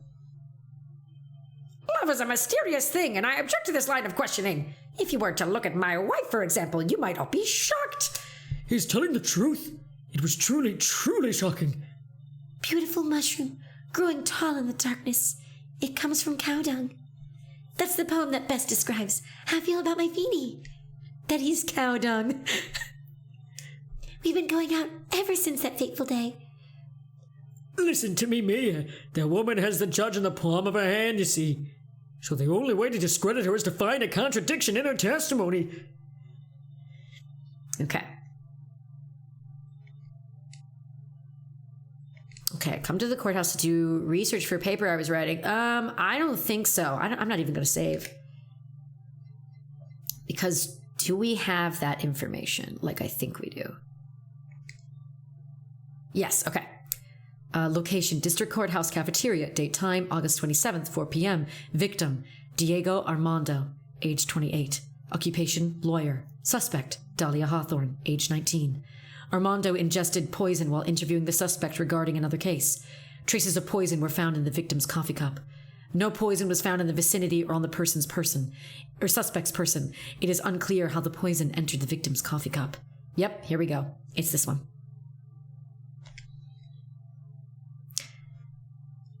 Miss Hawthorne, you weren't here because of your research paper, were you? Didn't you actually come here for a much more important reason? What is the meaning of this cocky smile on your face, Miss Fay? 8 months ago, right here in this very courthouse, there was another tragedy. Another tragedy? Do you mean the incident in which an attorney was poisoned? The name of the suspect in that incident is listed here in this report. And that name is Dahlia Hawthorne. What? Dahlia Hawthorne? Yes, the sweetie pie of everyone's eye, Miss Dahlia Hawthorne. She was the prime suspect in a criminal case just 8 months ago. Dun dun dun! Order! Order! This is unbelievable. It's true then? The loveliest rose can have thorns. Miss Fay, it's unfair! You can't slander my witness with an unrelated case. Eyewitness Winston Payne would not allow it. Mr. Prosecutor, I believe I was speaking. Oh, pardon me. Go right ahead. It's true that about 8 months ago, the police expressed some interest in me. Expressed some interest, Mr. Judge, sir, I know I'm under oath, so I'll tell you the absolute truth. I did not commit the crime that occurred during the incident 8 months ago. I see. Okay, I've tied the two crimes together. Now I've just got to stay on the offensive. Well done, Mia. Oh, you've really lit a fire in my heart and my buttocks. God, Grossberg. I can hardly tell which is more inflamed, my spirit or my hemorrhoids. You should really take something for those hemorrhoids, man. You've been talking about it a lot. I met the lawyer who was poisoned to discuss something in the cafeteria that day. I left my seat for just a moment, and that's when it happened. From what I heard, it was a liquid poison that is lethal at just 2 teaspoons. Not only that, I heard it was a very special kind of poison. So you see, I'm innocent. I wouldn't even know where to get a poison like that. Oh, but Doug was a pharmaceutical student, right? I'm just spitballing. So that's what happened here 8 months ago. However, as you've heard from the witness's testimony, she had nothing to do with it. I think the defense is just about out of tricks. I'm terribly sorry, Mr. Payne. But I'm afraid the defense has many more tricks up its sleeve today, and I'll be sure to show them to you before the end of this cross-examination. Where does the defense suddenly feel stronger? You have Mia, you're glowing with a true lawyer's aura, my dear. If this were shown in anime, you'd be doing a real Goku right now. That proud posture and self-confidence. Absolutely smashing. All right, let's go. With the lawyer who was poisoned. Oh, that's right. I'm already thinking ahead about the Doug thing and about, which statement should I press it on? But we've got to press all of our statements. What were you talking about with the defense attorney? Well, I'm sorry, but that's confidential. According to the report, you're being interviewed regarding another case. The lawyer that was killed. He said he wanted to talk about an incident I was caught up in when I was younger. Why don't you tell us all about what that incident was? That one has absolutely nothing to do with this case. Objection sustained. The defense's question is stricken from the record. You get involved in a lot of incidents, don't you, Miss Hawthorne? I guess I was just born under a bad sign. Don't worry, Dolly. I'll protect you. You heard the man. Now that is true love, young lady. Oh, Feeny, please. Ugh, those two really are making me ill, albeit for decidedly different reasons. How long were you gone? I've already answered all those questions for the police. But if you must know, maybe 10 or 20 minutes.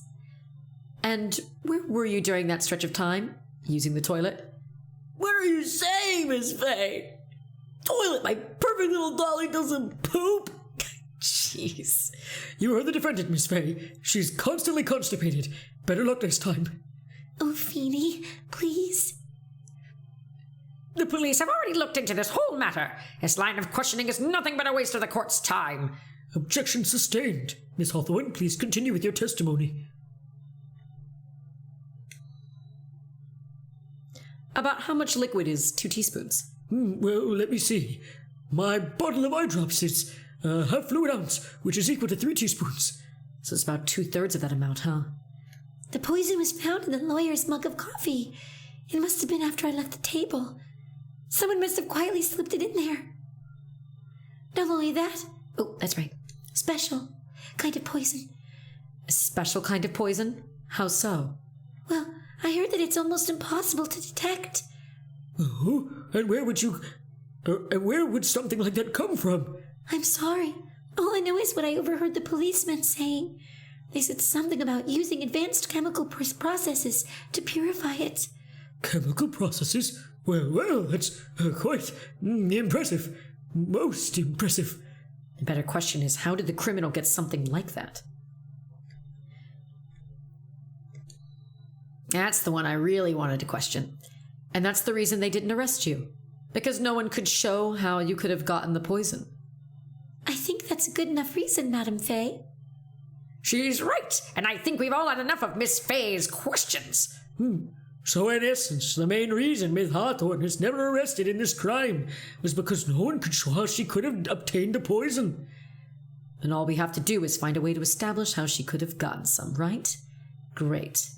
Now just how did a literary student get a hold of a poison of all things? Her boo. That's what I think. Oh, dang it. I didn't mean to do that.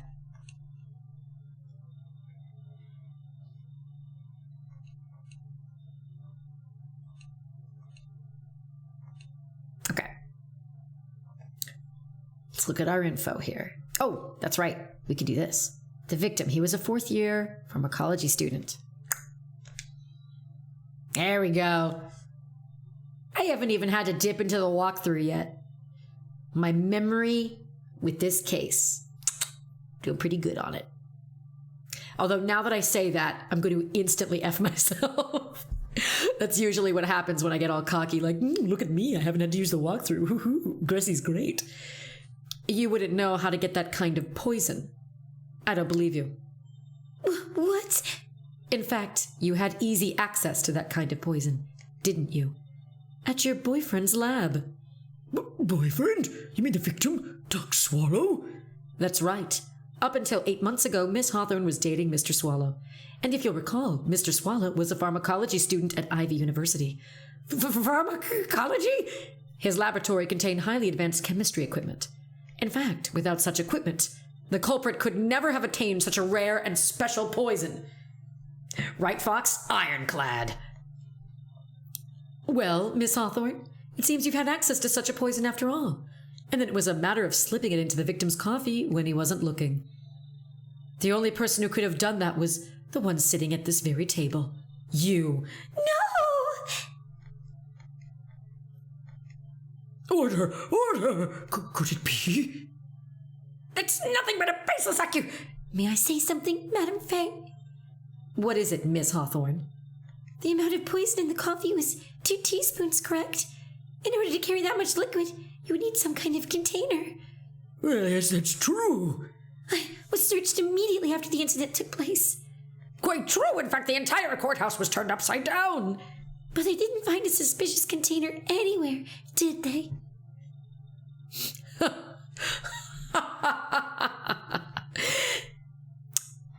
not on you. She's right. They even mentioned that in the report. Well, you could have easily gotten rid of something that small. Excuse me, madam, but this is a court of law. If you're saying I threw the poison container away, I think you need to show some kind of proof. Proof? She's got me good with that. Provide some evidence, or I'll have to disallow this line of questioning, Miss Fay.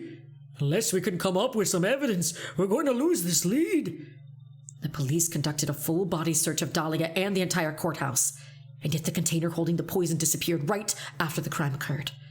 If you're going to accuse the young lady of committing the murder, then where is the container the poison was carried in? What happened to it?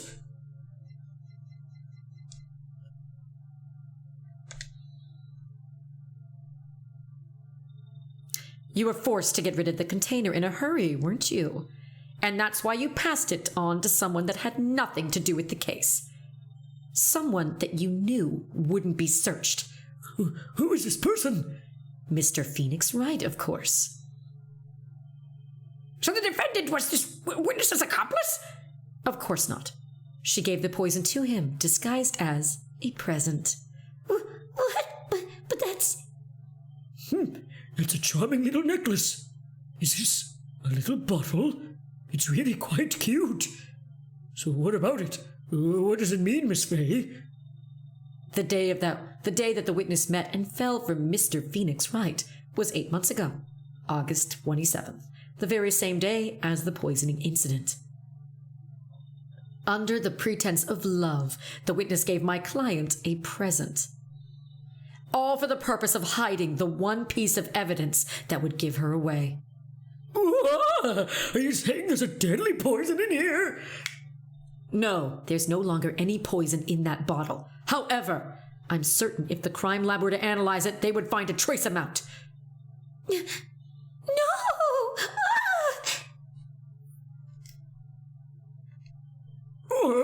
Order in the court. On behalf of Dahlia, I object. Mr. Wright, control yourself. I won't let you bully her like this. Mr. Wright, I thought I told you to stay in your seat. Mr. Wright, why? Why are you going through so much trouble to protect her? Why? Because I'm madly in love with her. Yeah, she also threw you under the bus, Phoenix. So, I mean, it's okay for her to do it, but you can't stand by and watch justice happen? Madly in love. I haven't heard anyone say that in a long time. Mr. Wright, have you ever thought about this? Why exactly would a woman like Dahlia Hawthorne want to date you anyway? Wow, Mia! Well, I guess she must be madly in love with me too. Mr. Wright, please, open your eyes. She's too good for you. Jeez, Mia. At this point in the trial, I think it should be obvious to everyone. The real reason that Dahlia Hawthorne is dating you is she's madly in love with you because of that necklace, to keep you quiet. Dahlia Hawthorne was not and is not madly in love with you. The only thing she's after is that bottle necklace you love to wear around your neck. My necklace? Back there in the waiting room. You said it yourself. Yeah, but she's so shy. Every time I see her, she always says the same thing to me. Please, give it back now. What a strange girl, asking for a present back like that. For Dahlia Hawthorne, that necklace is irrefutable evidence of her crime. That's why she absolutely had to get it back. You're lying. But you never gave it back to her. And to make things worse for her, you insisted on showing it to everyone you met. That's why she... I don't believe you. No, that's a lie.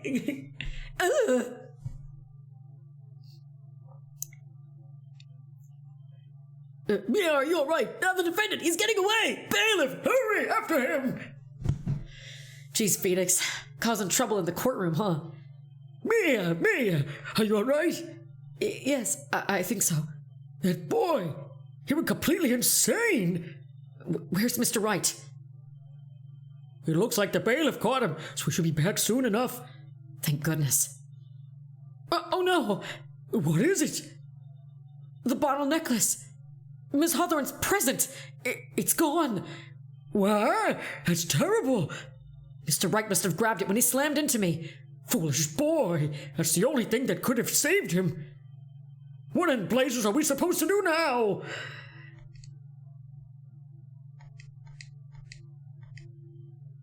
Mr. Wright, this sort of behavior is unprecedented in the history of this court. I'm sorry. I'm afraid that your apology is not enough. Mr. Wright, what did you do with the bottle necklace? Forgive me. I'm sorry. It's okay. Just give back the necklace. And hello, Stryker. Welcome. How are you, my friend? And also, Stryker, since you've appeared in the chat, you are now entered into my freebie raffle for the holiday Your Character Here thing that I made recently. So if you end up winning, I'll show you the examples if you haven't already seen them. But just wanted to let you know. So yay! But also it's good to see you. Phoenix, what did you do? This always gets me. He ate it. He ate the necklace. He ate glass. Phoenix, you can't do that. Yeah, there's a raffle. I put it in the title of the video of the stream, but no stress. That's why I've been mentioning it out loud, just in case people haven't noticed. Aw, well, I am flattered that you saw me and was like, I gotta say hi. So absolutely, you did get lucky, absolutely. So yay! Well, welcome aboard, my friend. Let's see. I ate it. I still feel weird giving Phoenix his cold voice. I want to do like my normal voice for Phoenix, but I've been doing it this long, I might as well keep going. You what? You ate it? It was too big to swallow, so I had to chew it in little bits first, but yeah. My mouth is bleeding. What is he doing now? Your Honor, you've got to stop the trial. Mr. Wright, are you feeling okay? Does your stomach hurt? Molly. Oh, you ate glass, so it probably does. That bottle you swallowed may have had some poison left in it. It seems the defendant has proven the prosecution's case for us. Clearly that bottle did not contain a deadly poison. How can you be so sure? I think that's obvious. As you can see, the defendant is still very much alive. As for the poison, more like a fledgling defense attorney's overactive imagination. So it would seem. No, there must be some mistake. The bottle must not have had any poison left in it. Either that or the poison must have lost its potency. There, it's all right, rookie. Trusting your client is the most noble thing a defense attorney can do. And it's heartwarming to see that you place this much faith in Mr. Wright. Sucks that he didn't do it for you, but whatever. But that's how it goes for us on the prosecution side, too. For example, I would trust the witness Miss Hawthorne with my very life. Which is why I can state that your assessment of her is completely wrong. That's enough. Unfortunately, Miss Fay, I could not accept your explanation of the events. But why? This may be impossible for a beginner like you to understand, but in a court of law, evidence is everything. Even after I proved so much, is she going to get away with everything? Well, now that the suspicion surrounding Miss Hawthorne has been cleared up, I would like to proceed with the trial. Mr. Wright? I'm sorry, Miss Fay. It totally slipped my mind. I'm really, really sorry. I know you believed in me, and I feel like I really let you down. Mr. Wright, what are you trying to say? There's something I forgot to tell you. What is it? That day. The day that I met Doug Swallow.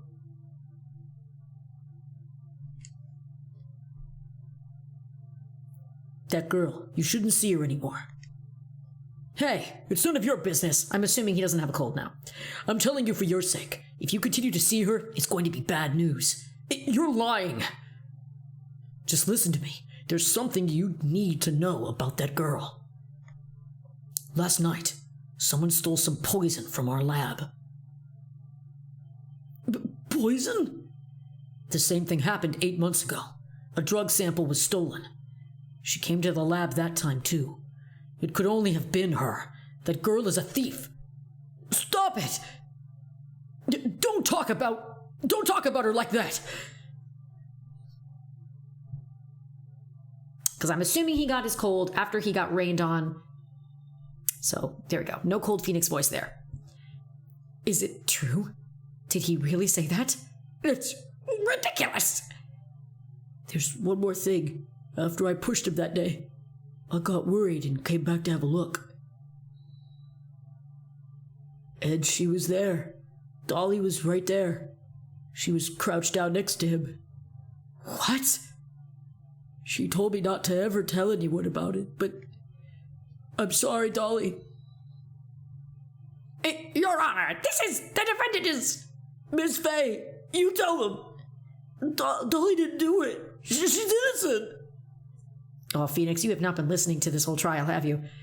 So Dahlia stole poison 8 months ago too, huh? If you put that together with Mr. Wright's testimony, then there's only one possible conclusion. The defense believes that Miss Dahlia Hawthorne stole some poison on the night before she killed Doug Swallow. The night before? Naturally, her motive for stealing it was to kill someone. Miss Faye. If you're so certain of your theory, then let me ask you this. Mia, this is your last chance. Think carefully now. There's something she desperately wanted to get back. Therefore. Exactly who was Miss Dahlia Hawthorne planning to kill? Our poor Phoenix. There was one person that was standing squarely in Ms. Dahlia Hawthorne's way, and that person was Mr. Phoenix Wright. Me? That's preposterous! After all, it was Doug Swallow that was murdered! Well, it's true that it's how things worked out. But let's remember that Mr. Swallow died of electrocution, not poison. The person that Miss Hawthorne was planning to poison was, in fact, you, Phoenix Wright. There's no one else that it could be. But how can that be? I thought Mr. Wright and Miss Hawthorne were in love. Nope. Poor Mr. Wright. This must be killing him. Hang in there. I'll bring you to justice. I swear it. As I said before, the only thing Miss Hawthorne truly cared about was the one piece of evidence linking her to that incident 8 months ago. That's right, the bottle necklace. That's all she cared about. But even so, why would she go as far as to murder him? 8 months ago, just after the fall of that attorney in the basement cafeteria, Dahlia Hawthorne could think of only one thing: how to get rid of the bottle necklace as quickly as possible. No, it can't be. It was a pretty good move. She made it, too. The evidence was missing for a long time. But there was just one big problem. Although she got him to hide the evidence, Mr. Wright refused to return it to her. To him, the tiny little bottle was a cherished treasure. He even showed it to everyone he met. You mean that's why she tried to kill Mr. Wright? Correct, Your Honor. It was to retrieve that piece of evidence. That can't be true.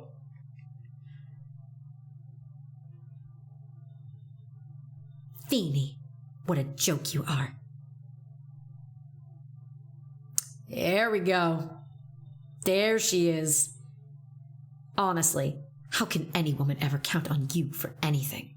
I even told you time and time again to keep your trap shut about me and that necklace. You disgust me. Miss Hawthorne? It appears that we're nearing the end of this trial. Fine. I can tell you plan on making me into a criminal no matter what I say. You are a criminal, Ms. Hawthorne. We'll see about that. But first, where's your evidence? It seems your sniveling little crybaby of a client has eaten the bottle as a snack. Well, Hey, old man, are you senile or something? Why don't you say something instead of sitting there with that dumb look on your face? Miss Hawthorne, what's happened to you? Are you really that shocked? Or do you prefer me this way, Mr. Judge? with absolutely no proof. You treat a voluntary witness like she's a mass murderer. Well, I have nothing more to say. I'll be heading home now, if you don't mind. But we're not finished. Fine. Then ask this nasty old hag to finish up already.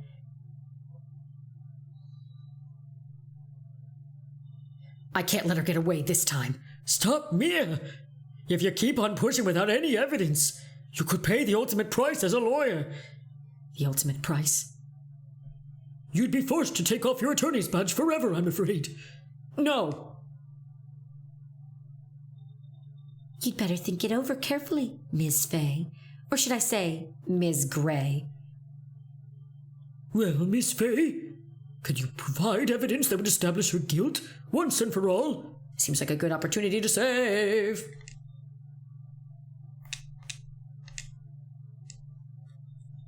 If I mess up here, my career as a lawyer is over.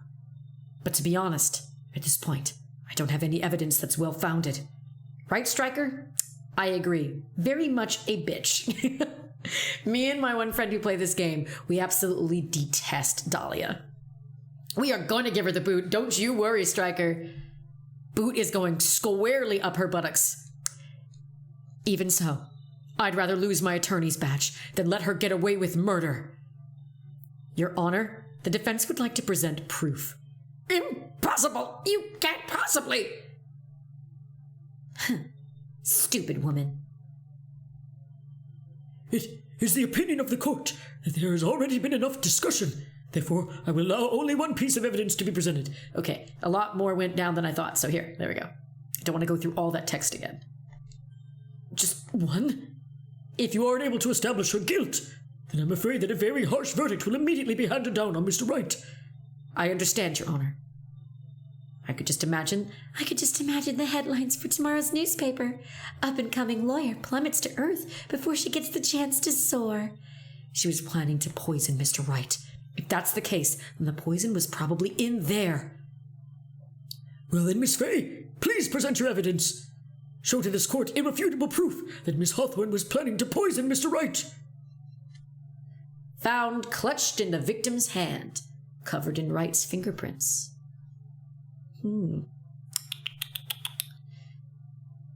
It's either this one or the picture. Because the medicine went missing over lunch, and he and Dahlia had lunch together.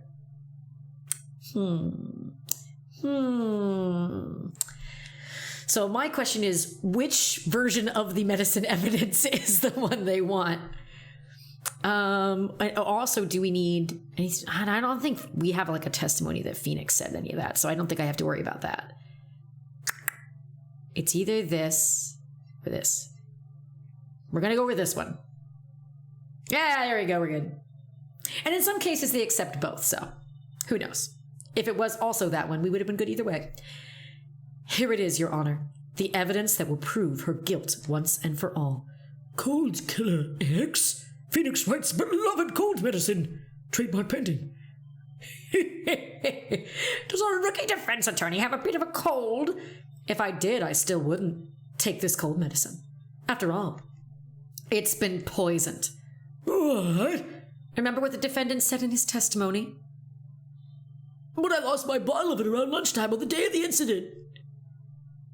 I always eat lunch with Dolly, just the two of us. She was the one who took his bottle of Cold Killer X. Then she poisoned it, knowing that Mr. Wright was going to take some. Now you're really grasping at straws. After all, it was the victim, Doug Swallow, that was holding the medicine. I would like the court to recall the crime that happened here 8 months ago. Where did Miss Hawthorne hide the evidence? What are you talking about? 8 months ago, the poison was hidden in her bottle necklace, which she then gave to someone else for safekeeping. Someone she had accidentally run into in the reading room, my client, Mr. Phoenix Wright. Yes, that's right. She did the same thing this time as well. After shoving the victim, Mr. Phoenix Wright left the scene of the crime. That is when the murderer, Dahlia Hawthorne, appeared. With her, she was carrying the poisoned bottle of Cold Killer X. This, of course, was so she could carry out her plan to murder Mr. Wright. I believe She did testify that she was going to meet with the defendant. Yes, and she heard and saw everything that happened at the scene of the crime, including what the defendant and the victim were arguing about, and the cut electrical cable. That's when she realized, I can't allow Doug to live. She used the severed electrical cable to silence him forever. Unfortunately for her, this is when the problem occurred. Mr. Wright, who she thought had left the scene, came back to check on the victim. And on top of that, because of the power outage, some students showed up as well. It's hardly any wonder that she was, as put it, in a state of panic. Recall that she was carrying the bottle of poisoned cold medicine. She must have thought, what if they searched me like they did 8 months ago? 8 months ago?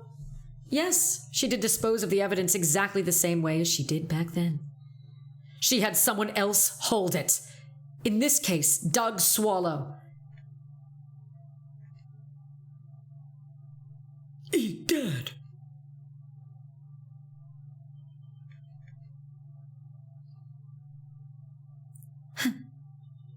Oh, come on now, everyone. Surely you aren't fooled, are you? This stupid woman, she's nothing but a filthy, stinking liar. Right, Mr. Prosecutor? Yes, that's exactly right. Just pure desperation. I wonder which one of us is the desperate one. So, Miss Hawthorne, this cold medicine, I wonder if you wouldn't mind taking some. Well, Mr. Wright ate the necklace of yours, right? Now it's your turn to prove your innocence. What do you say? If I'm just a filthy, stinking liar, then there's no need to worry. So come on, show us. I dare you to take some of this medicine right now. Mia Fey, Mia Fey. Do you think you've won? Well, do you, Mia Fey?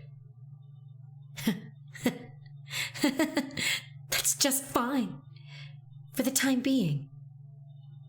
Victory is yours. For the time being? Well, I have a very long memory, you know. You and I will meet again. I'm certain of it. Well then, Mr. Judge, I'll see you later too, okay? Yes? I'm going to go spend a little quality time with the men in blue now. I wish you all the best.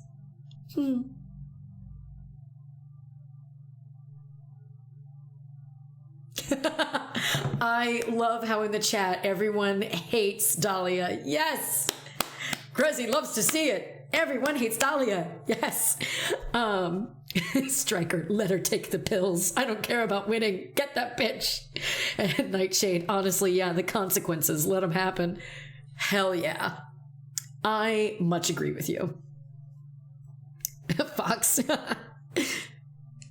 Phew. It's finally all over. What now, Payne? You're a real Payne? I refuse to accept this. The defense hasn't shown a scrap of evidence to support their outrageous claim. But even so, your witness seems to have accepted it. I don't care. I'm Winston Payne. And I don't believe one word that this rookie lawyer has said. Well then, Mr. Payne, let me ask you this. Yes? Would you care to try this cold medicine? What? Just a little earlier, I could have sworn you said. There. It's all right, rookie. For example, I would trust this witness, Miss Hawthorne, with my very life. So, if she's so trustworthy, then I'm sure there couldn't possibly be any poison in here, right? You see, yeah. And here comes the backpedal. Come on now, rookie killer. Show this rookie how it's done. How much trust do you really have for this woman? Are you willing to bet your life?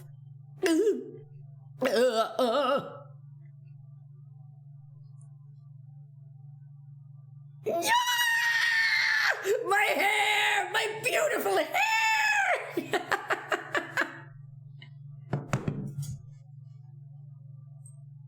Wait, there's no game on? Like, you don't hear the music? Or, like, the objections? Really?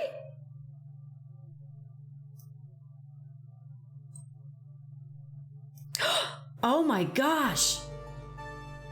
Oh my gosh. Well, is that why? Oh man, I had my headphones thing off. That might have done it. Now, oh my god, at the end of it all, now we hear it. Oh my god. Well, I mean, at least there was the voice acting. At least you could hear what they were saying. Well, not that they were saying it, but oops. I'm so sorry that I deprived you guys of the beautiful Ace Attorney music. Oh my god, I completely forgot to click on the headphones thing. Oh my god. Oh my goodness. But thank you for noticing, Striker. And no problem, Fox. I know that you don't know much about Ace Attorney, so you probably didn't even realize that anything was missing. I appreciate you mentioning it. So at the very least, for the last few minutes of this trial, we'll be able to hear the lovely Ace Attorney music because it bops so hard. I think what had confused me was the audio part, the audio input capture was on. And so, like, I remember that I, like, kind of lowered it earlier because I didn't want the music to be too loud. How ironic, right? Whoops. I completely missed looking at the headphones part. That'll do it. Well, anyway. Yay! We fixed it, so we're good now. Mr. Payne, about Miss Dahlia Hawthorne. Yes, Your Honor. I'll file papers for her immediate arrest. Tragic, but not surprising. I knew there was something suspicious about her from the very beginning. Don't lie, just admit you were wrong. By the way, Miss Faye, Yes, Your Honor? was it just me, or did you and Miss Dahlia Hawthorne seem to know each other? Your Honor, whether we did or not has no bearing on this case. Very well. Mr. Payne. This can't be happening. It's a nightmare. It's like losing to my daughter. It appears Mr. Payne has lost his spirit, along with his hair. Does the defendant have anything further to say? It can't be true, my dear Dolly. Very well then. I believe I'm ready to pass judgment and bring this trial to an end. The court finds the defendant, Phoenix Wright.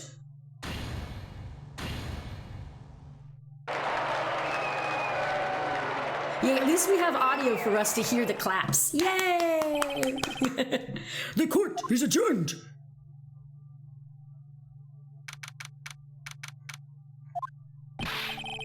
Mia, you were wonderful in there.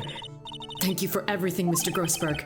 During the verdict, I thought my hemorrhoids were going to explode like Mount Vesuvius. Why, Mr. Grossberg? Why are you so gross?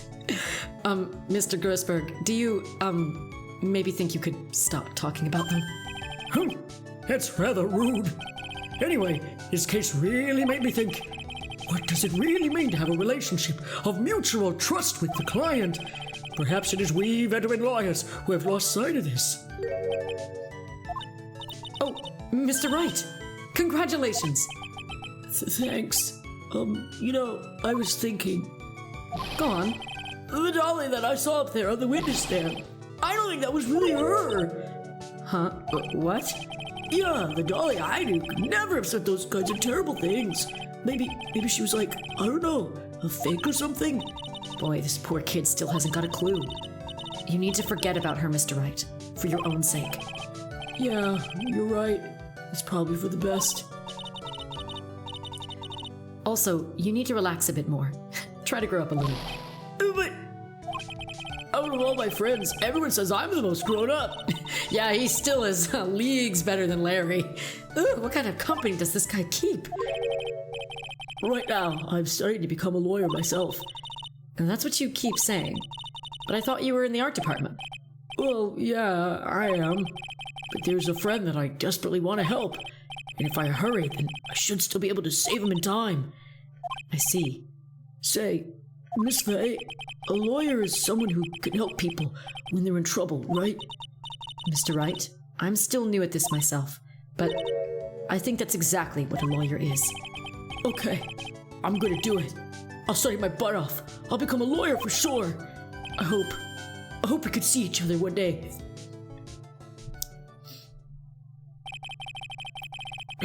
Oh, okay. Some non-cold voice Phoenix voice. Okay. It's been 5 years since I was acquitted of all charges.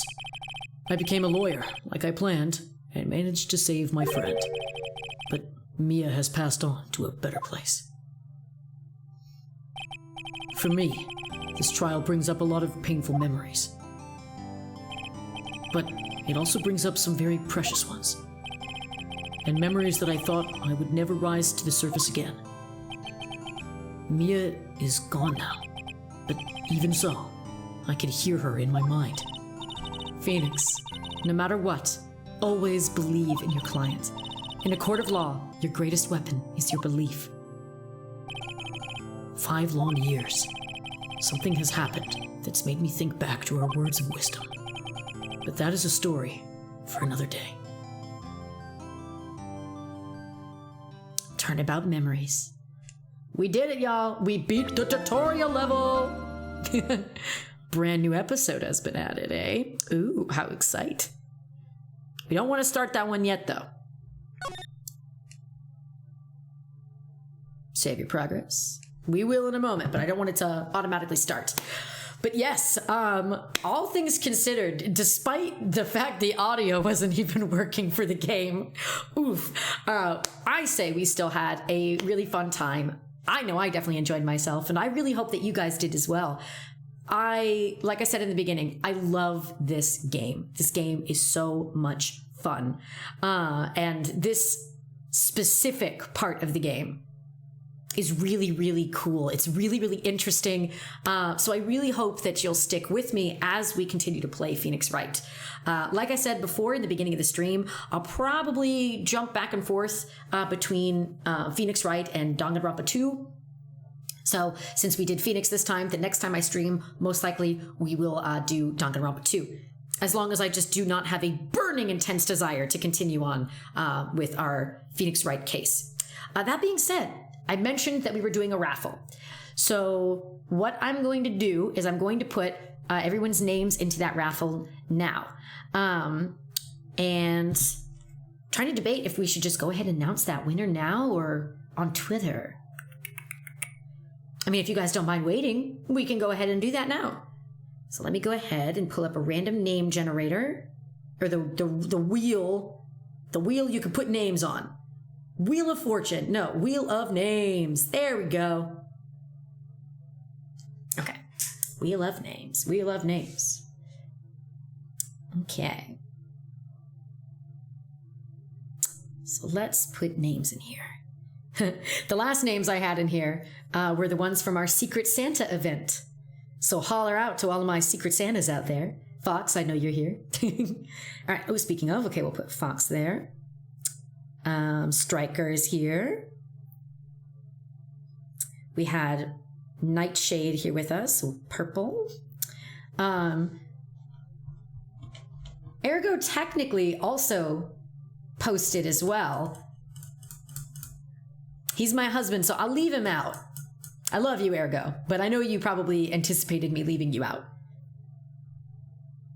But if you're heartbroken, let me know and maybe I'll do a second one for you.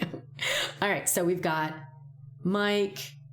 Let's see. Yes, we've got Mike and Purple, Fox and Striker. Is that everybody?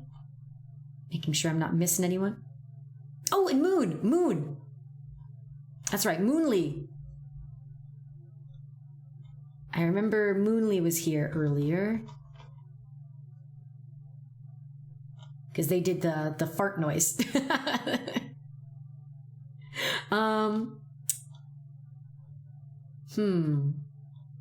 Although I'm trying to decide, should I count it? Because technically Moonly didn't post, but they did interact in the chat. Moonly redeemed sound alert fart. I'll go ahead and allow it. Let's do it. Striker, Ergo, get your ass in here. All right. So as long as I haven't missed anybody. So you got Striker, we've got Fox. We're going to go ahead and allow Moonly an entry. They only did the sound, but we'll go ahead and put that in there just to make it fun. And Mike. And ergo doesn't count because I could draw him anything anytime. Okay. So let's go ahead and spin that wheel. You guys can't see it, but I'm gonna tap it now. Okay. Oh, you hear it? Spinning and spinning and spinning. Who's it gonna fall on? Oh my gosh, it almost fell on Fox, but it landed on Moonly. It was like right at the edge there. Moonly. You know, actually, that's kind of fun. I don't think I've ever drawn anything for Moonly before. So congrats to Moonly. I will go and find them later and let them know about the freebie that they won. I might do this again before the holiday ends. We'll see. May not be able to, though, because work is very busy, unfortunately. But we've done that, but we're not done yet. We got to go find ourselves somebody to raid. And speaking of Moon, we have a different Moon who is streaming, I believe. It is their first year anniversary. So we should go and get our butts in there and say hello. Let's make sure. Are they still going? Oh, they're currently on a black screen. Are they ending? I just want to check. Hang on. I can't tell.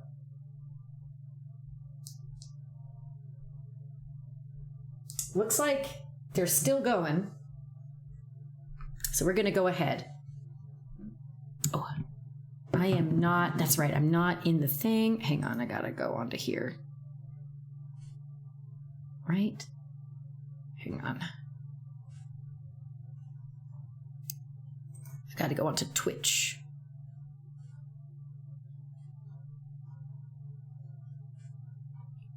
Okay. Oh, wait, where's my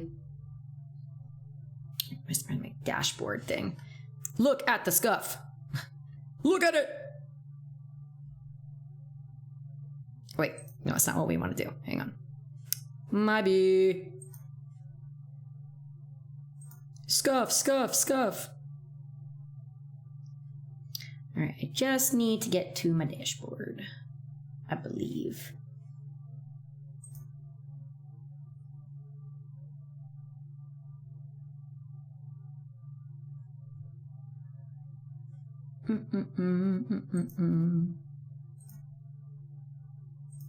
Okay. Oh, no, that's my channel. Hang on. There we go. There we go. That's what we need. All right. Let's raid our friend. There we go. All right. They are currently playing Left 4 Dead. So let's go ahead and give them a hello. So thank you once again, guys, for joining me on this stream. I'm going to go ahead and start that raid.